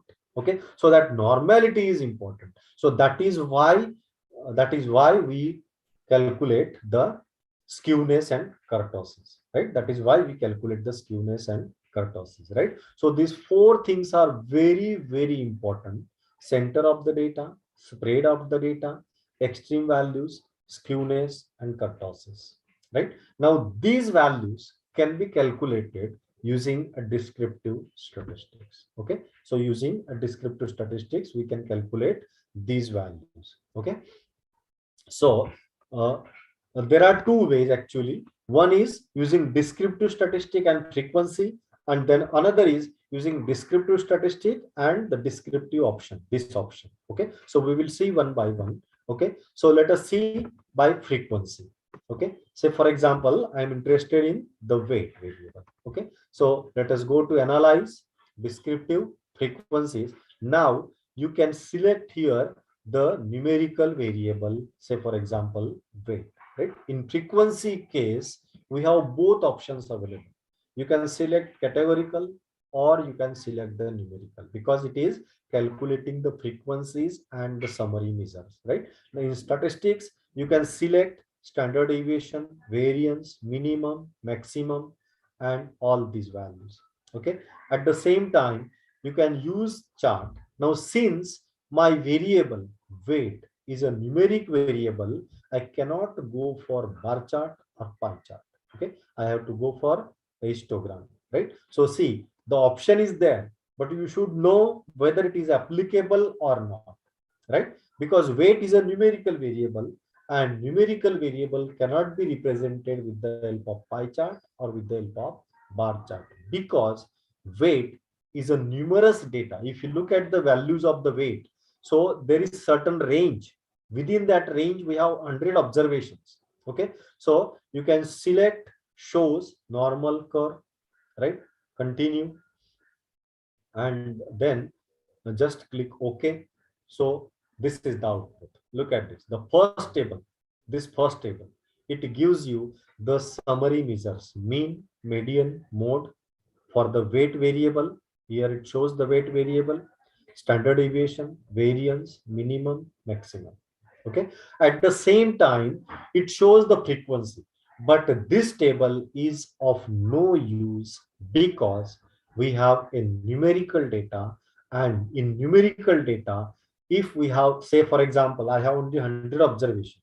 If you have 1,000 observations, so it will go on listing the unique values here, all unique values and their corresponding frequency. Say for example 52, so 52 occurs 4 times, so all the possible unique values are listed and their frequencies, right? So this is of no use, right? But we have a histogram along with the normal curve for the numerical data. Okay, so this is how we can create a frequency table and summary descriptive statistic for a numerical data.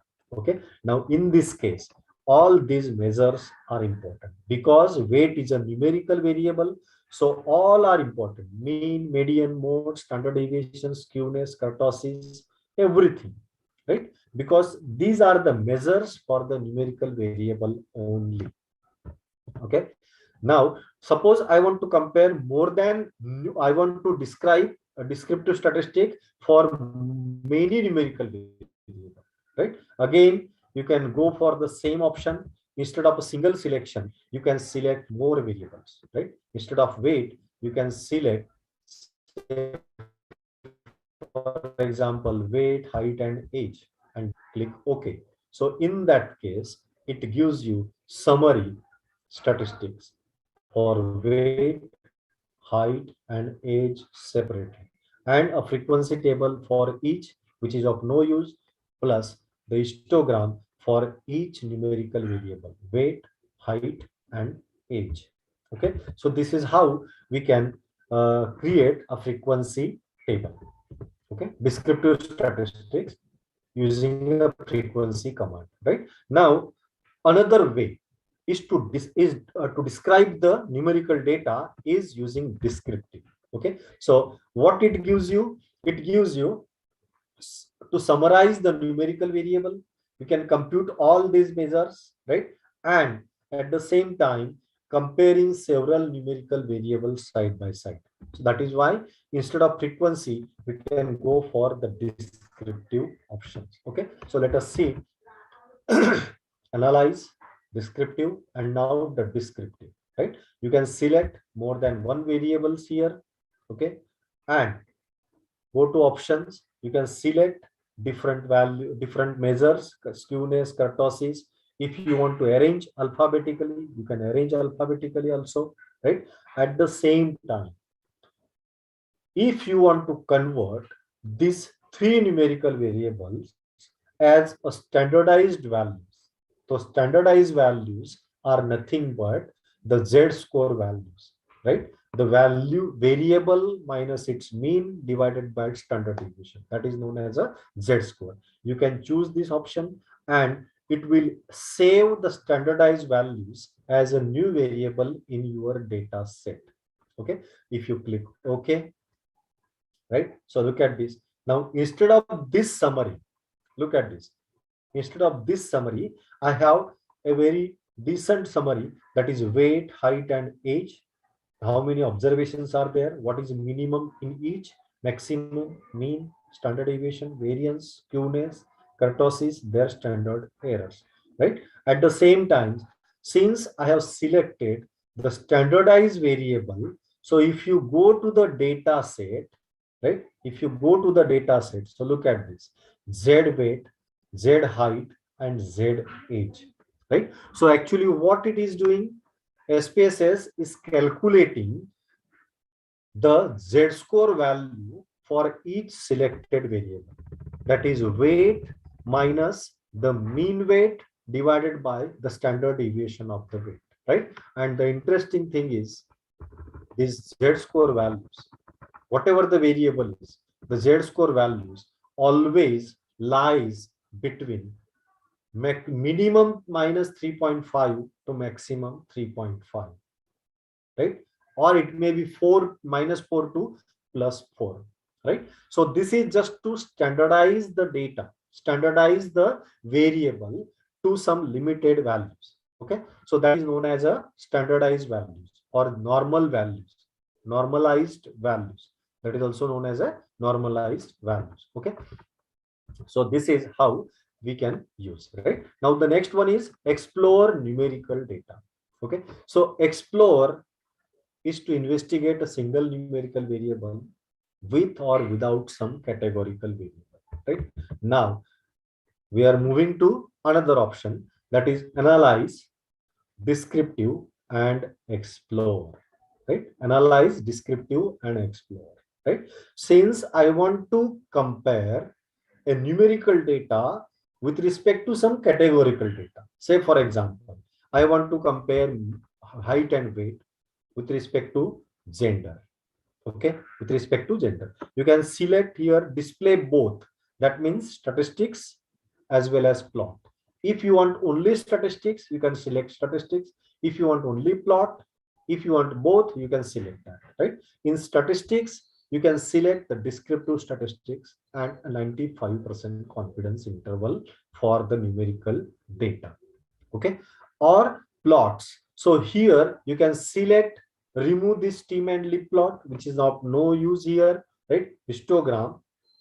And the most interesting and important thing is normality plot with hypothesis testing, right? So this normality plot is very, very important option. Okay, so click on OK and then just click OK. Okay, so it will create a summary statistics. Look at this. This is the summary. Okay, this is the case processing summary. Weight, height, male and female, number of respondent, valid, missing if any missing observations are there, and then total, right? Now this is the summary weight, descriptive summary of weight for male and female separately. This is the mean value 65.51. This is the 95% confidence interval, lower value, upper value, then median, variance, standard deviation. Almost all summary statistics are there. Same for female, right? Then another variable, weight, male and female, right? At the same time, we have a very important table, that is testing the assumption of normality. Remember, in any research, if you have to compare numerical variable with respect to some categorical variable, average value, generally we use t-test. There are three different type of t-test. In tomorrow's session, Dr. Parag will explain you about the three type of t-test. One sample t-test, independent sample t-test and dependent sample t-test, right? But before applying t-test, whether it is one or two sample or dependent or independent sample, we have to check whether the data is normally distributed or not. If your data is normally distributed, then only we can go for the data is not normally distributed. You cannot apply t-test. Actually, you can apply, but that result is not meaningful. That result is not appropriate. It is misleading result. Okay, so when normality is satisfied, go for t-test. If normality is not satisfied, we have some additional test available when normality is not there. So these tests are known as a non-parametric test, right? So in one of the session, I'm going to cover the non-parametric test also. Okay, so this is the Kolmogorov-Smirnov test for normality, this part. Second part is a Shapiro-Wilk test for the normality, right? So this is the statistics, degrees of freedom, and the significant value, right? So see, we have to focus only on the significant value. Again, since I have selected a gender as a categorical variable, I have weight by male and female, height by male and female, right? So if I want to compare weight, mean weight for male and female, or mean height for male and female, I have to check the normality of weight for male and weight for female, right? So this value, the significant value, 0.2, 0.06, this is Shapiro test, 0.4 and 0.2. Okay, so these values are nothing but the p values. Okay, and these p values suggest that whether the data is normal or not normal. If the p-value is not less than 5% level of significance, we can say that the data is normally distributed, right? So look at this. Here in the Shapiro test, these both values are not less than 5%. So we can say that weight for male and weight for female, they are normally distributed. Whereas if you check this value, right? So actually Shapiro-Kolmogorov-Smirnov test is a non-parametric test for the normality, and Shapiro-Wilk test is a parametric test for normality. That is the only difference. Another important thing is we have a histogram and a normal QQ plot. Okay, so this QQ plot is again a very interesting plot to check the normality assumption of your data. Okay, so look at this. Along x-axis we have the observed values, along y-axis we have the expected values according to the normal distribution. QQ represents quantile plot, Q for quantile. Okay, and this is for weight and male, this is for weight and female. If you look at the data points, so these circles are the actual data points, and the reference line is a line which is for the normal data, right? If your circle, that means the observed data points, are very close to the reference line, we can say that the data, the variable, follows a normal distribution. Otherwise, if it is elongated towards one side, along the top side or at the bottom side, right, we can say that it is not normal. Or if the data points are away from a center line, reference line, we can say that the data is not normally distributed. Okay, so this is how we can check the normality, right? So this is about checking the normality. In this case, I have calculated only for weight, right? So look at this. This is the significance value without gender. Okay, only all 100 respondent. Okay, so this is the p value. Significant value is nothing but the p value. Okay, so you can check it here, and this is a detrended value. It is again another way to interpret the normal QQ plot. Okay, so at the same time it shows the box plot also. Look at this. At the end you will have the box plot also. Okay, so look at this. These are the box plot. Height for male and female, same way. Here we have, this is weight for male and female, right? So this is how we can explore the data, right? And this already I have covered, weight by gender. Okay, it is exactly same. Okay, so this is all about today's presentation. Now, if you have any questions, you can ask me in the chat box.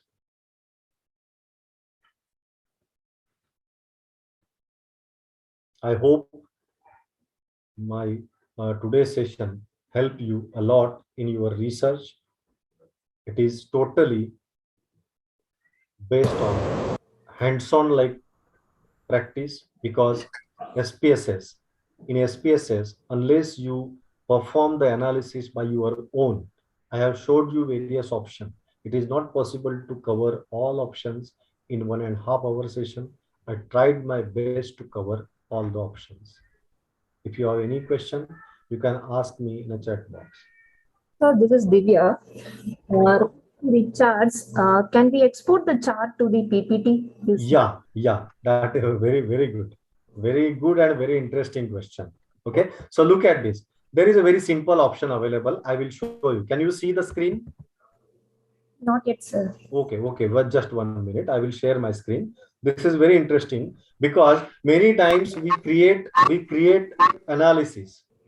Okay, we create analysis in SPSS. So see, you can right click on that. You can copy and paste anywhere in Word or Excel. Okay, Word, Excel, PowerPoint, anywhere you can copy and paste.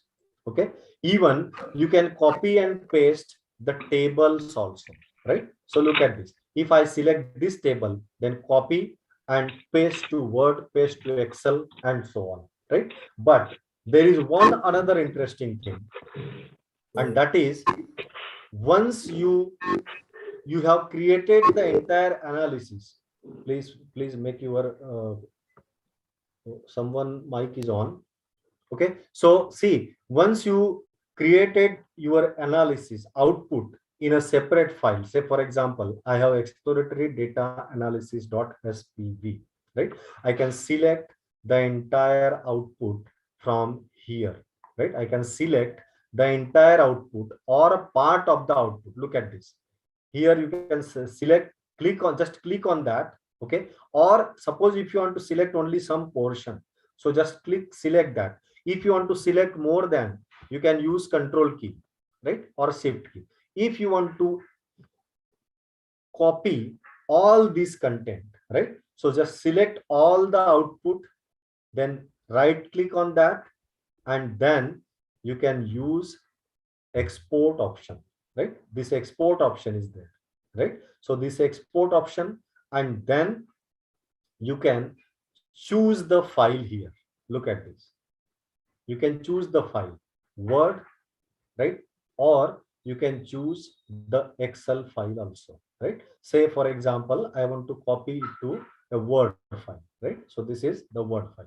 Even you can directly convert it into a PDF file also. Okay, so let us convert to a Word file. Okay, you can specify the location. Okay, you can specify the location. Say for example, here I am giving the name ABC output. Okay, and then simply click save, right, and then click OK. So it will export all your output to a Word file, right? And from there also you can copy and paste in any presentation in Excel or in Word document or in your report or in your thesis. I hope it will answer your question. Thank you, sir. And another question I have related to the confidence level. Pardon, madam, can you repeat?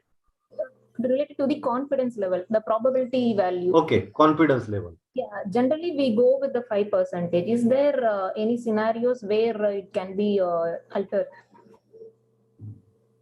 Yeah, definitely. See, in medical problem, when we have to test medicines or different surgical techniques, right? And in that case, obviously, because medical issue is very sensitive issue. So in that case, 5% is not sufficient. So generally, in pharmaceutical sciences or medical sciences or life sciences, they prefer 1% level of significance, right? The meaning of 1% is, so there are 1% chances of making error, right? And 99% confidence that your decision is up to the mark. Okay, so you can choose 1%. These are the predefined values, 1% or 5% level of significance, right? Actually, this 1% or 5% is nothing but the probability of type 1 error. In hypothesis testing, there are two types of error, type 1 error and type 2 error, right? So type 1 error is more dangerous. So we keep that fixed to certain level, say 5%. That means 5% error is tolerable, right? But in some situation, instead of 5%, we can go for 1% also, even if the risk is not that much important. So in some situation, they can go for 10% level of significance also. Is it clear? In this SPSS, sir, if you want to change that percentage value? Yeah. Pardon, madam. Can you repeat? Yeah, how this percentage level can be changed over here in SPSS? Okay. In SPSS, so look at this. When you go to descriptive statistics, or say for example Explore, right? And here when you go to options, in statistics, right? So look at this 95% confidence interval, right? Suppose I want to compare at 1%, that is 99%. So I can give here 99%, right? And in that case, when I calculate it, whatever the output I get, that is based upon the 99% confidence interval. Look at this 99% confidence interval, right? So there is a provision to change the level of significance. So there are two terms. One is a level of significance and another is a confidence level, right? So they are 1 minus, right? So if alpha is the level of significance, then 1 minus alpha is the confidence coefficient, right? So when I want to, suppose I want to compare at 1%, so I can give 99% confidence interval. When I want to compare 5%, I can give 95% confidence interval. Thank you, Clear? sir. Okay. Clear. Okay. Good evening, sir. Good evening, Good sir. evening. Hello. So, where we have to use that error chat, sir? You told at the beginning. Can you repeat, madam? Where we have to use the error chat? Error chart. Okay. Yeah. That error chart is basically many times in the research. Suppose we have a numerical variable, say for example, that blood glucose level, right? For male and female. And you want to find out the interval. So actually it is a part of statistical inference, right? So in statistical inference, we have two ways of estimation. You can estimate with the help of point, that is known as a point estimate. So from the data, say for example, blood glucose. So when you calculate mean, so that mean is the point estimate about the population blood glucose level based on your sample data. Okay, so point estimate means that blood glucose level is estimated with the help of single number, that is mean. Okay, but suppose instead of a single number, I want the range of values, right? I want the range of values for the average blood glucose level, right? And that is with some degree of confidence, say for example 95% confidence, right? So in that case, we can calculate the bottom value, the top value, and the central value, right? So that is 95% confidence interval. It is known as interval estimation, right? This is one thing. Another thing is, many times in the research article, research papers, you have to give the mean and the standard deviation values, right? So basically there are three different ways. One is 1 standard deviation, 2 standard deviation, and 3 standard deviation, right? So within plus minus 1 standard deviation, almost 68% of the data lies, right? Within plus minus 2 standard deviation, almost 95% of the data lies, right? And within plus minus 3 standard deviation, almost 99.5% data lies. So these are the values, fixed values. Okay, so many times in research article, instead of quoting the mean and standard deviation separately, we can quote that blood glucose level for male, mean plus minus 1 standard deviation, or mean plus minus 2 standard deviation. So one is the minus value, that means mean minus standard deviation. Another is mean plus standard deviation, right? So this is the way to give the data, summarize data in terms of mean plus minus standard deviation, or it may be in terms of the confidence interval also. So in that case, we can use this. I hope. Sir, I would like to ask you one question, sir. How can we use SPSS in t-test, student t-test? Okay, that will be covered in tomorrow's session. Okay, sir. Thank you. It is there into tomorrow's session. Okay. Thank you. Thanks. Good evening, Okay. sir. Sir, under test of normality, you said two different Kolmogorov, Smirnov, and Shapiro. Is there any sample size limit for that?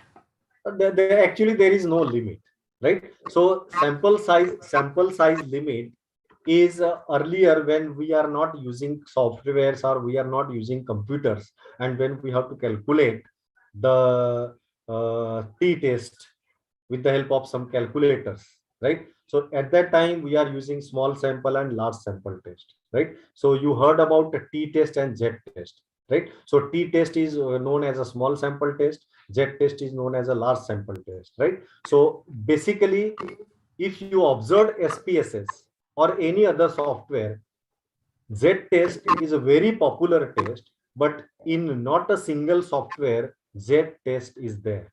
The reason is, now there is no concept of small and large sample because of the theory that T distribution tends to a normal distribution as sample size tends to infinity. Okay, so that is why here we can go for any test. We can go for any test. Sir, can you repeat the condition of... Hello, madam. Can you repeat? Yes, sir. Can you repeat the test of normality condition once more? The last slide, what you were telling. Okay. Okay. This Value one. less than something you said, not less than. Okay. Okay. Let me show you. So this one. This one. Look at this. It's not being... This. So. Oh, 1 minute. Sorry. Sorry.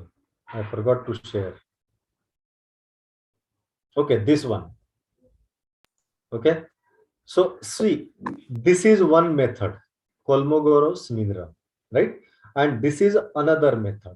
This Kolmogorov-Smirnov is for the non-parametric test, and this is for parametric test, Shapiro-Wilk. This is one difference between the two. Okay. Another is this Kolmogorov-Smirnov is not only used for normality, but it can also use for exponential distribution, gamma distribution, or whatever the distribution is.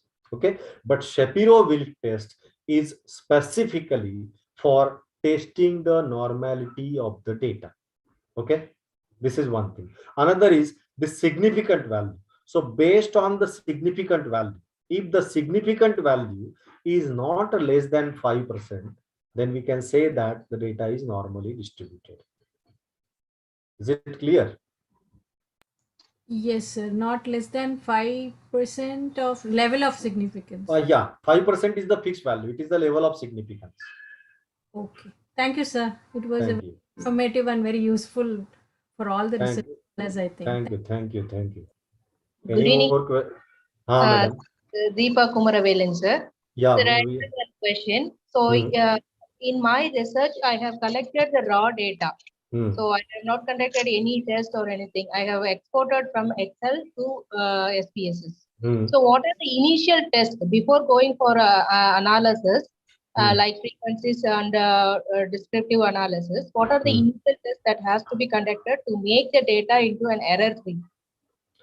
Actually, error-free means actually you have to summarize the data. First thing is summarize in the sense you have to calculate the frequencies, right? So see, I have showed in the output that there are some valid percentages and missing values, right? So if any missing values are there, so we have to eliminate that particular rows or that particular variable, that rows from the data, right? So missing values should not be there, right? This is one thing.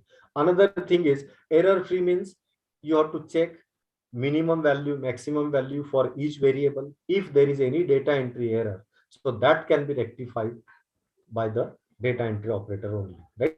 Otherwise, whatever I have discussed in today's session, that is the preliminary thing before applying any statistical test. Visualize the data, because in visualization also, see in the box plot, we can see some extreme outliers are there. If some missing values are there, so it will be listed in the frequency output. Okay, so that you have to take care, right? So before applying any statistical analysis, first step is always visualize, explore the data with the help of graphs and charts and numerical summaries. And then based on that numerical summary, you can resolve any error. Some outliers are there, some missing values are there. So eliminate the rows or handle the outliers. And once it is error free, then error free means once these points are resolved, then you can go for any higher statistical analysis. Sir, if there is any outliers, means how can we can eliminate that one? Say, eliminate means, as I told you in the beginning, there are two ways to handle the outliers. One is remove that particular row. Okay, so when you remove that row, there is a loss of information. Okay, and that is very dangerous. Okay, this is one thing. Another thing is you can replace the outlier value with the help of the central value of the data, which is almost in the center, right? That means outliers can be replaced by mean or median or mode. So there are two ways. okay, sir. Then what about this Cronbox alpha? We will be having that test, Which one? Which one, madam? Cronbox alpha test. Cronbach alpha. Yeah. Okay, so that Cronbach alpha is basically used in a research education. Okay, so here if you, I think 1 minute, so it is there.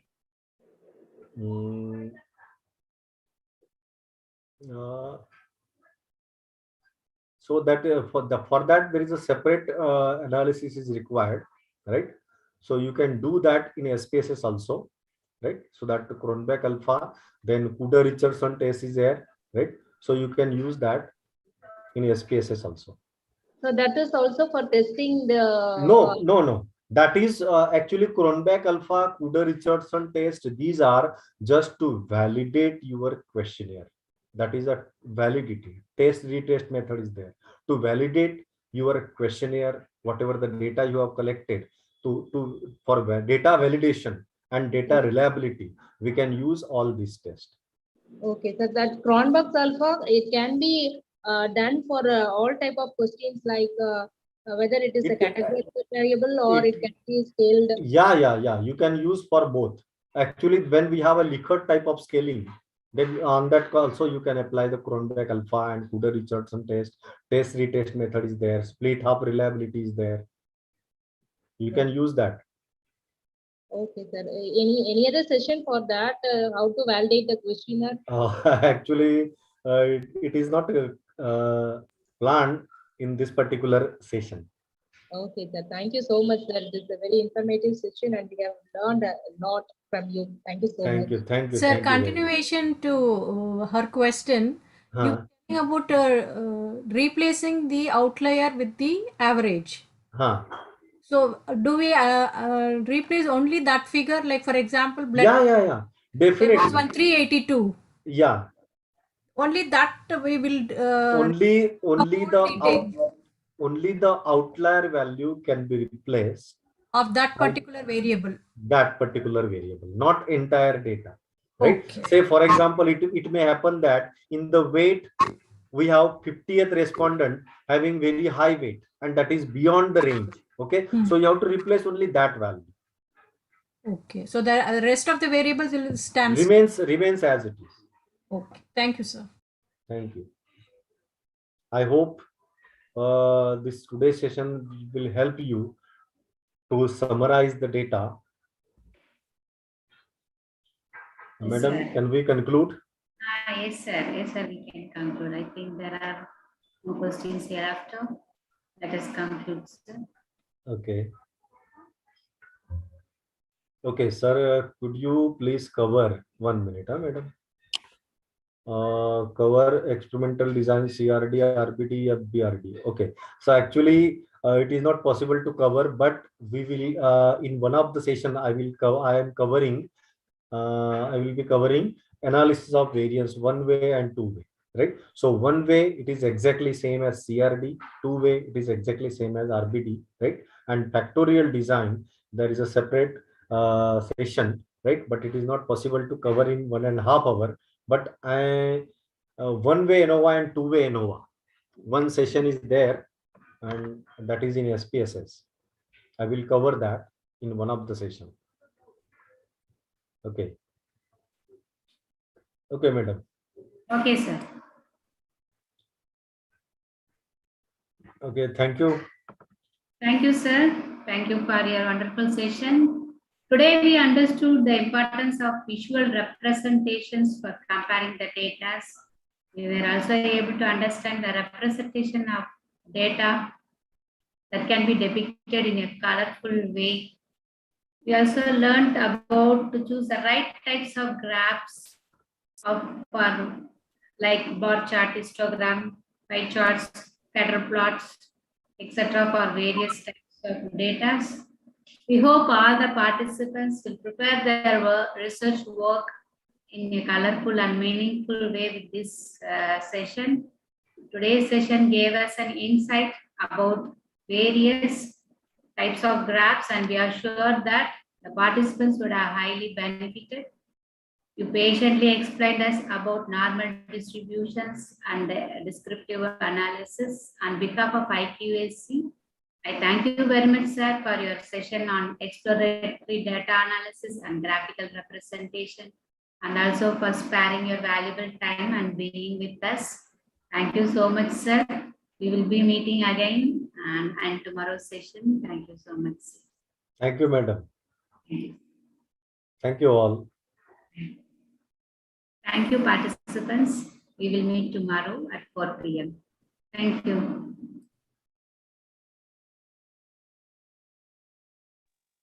Sahila, thank you. Jai Prakash, thank you. Thank you, Pravina, madam. Thank you, madam. Thank you, ma.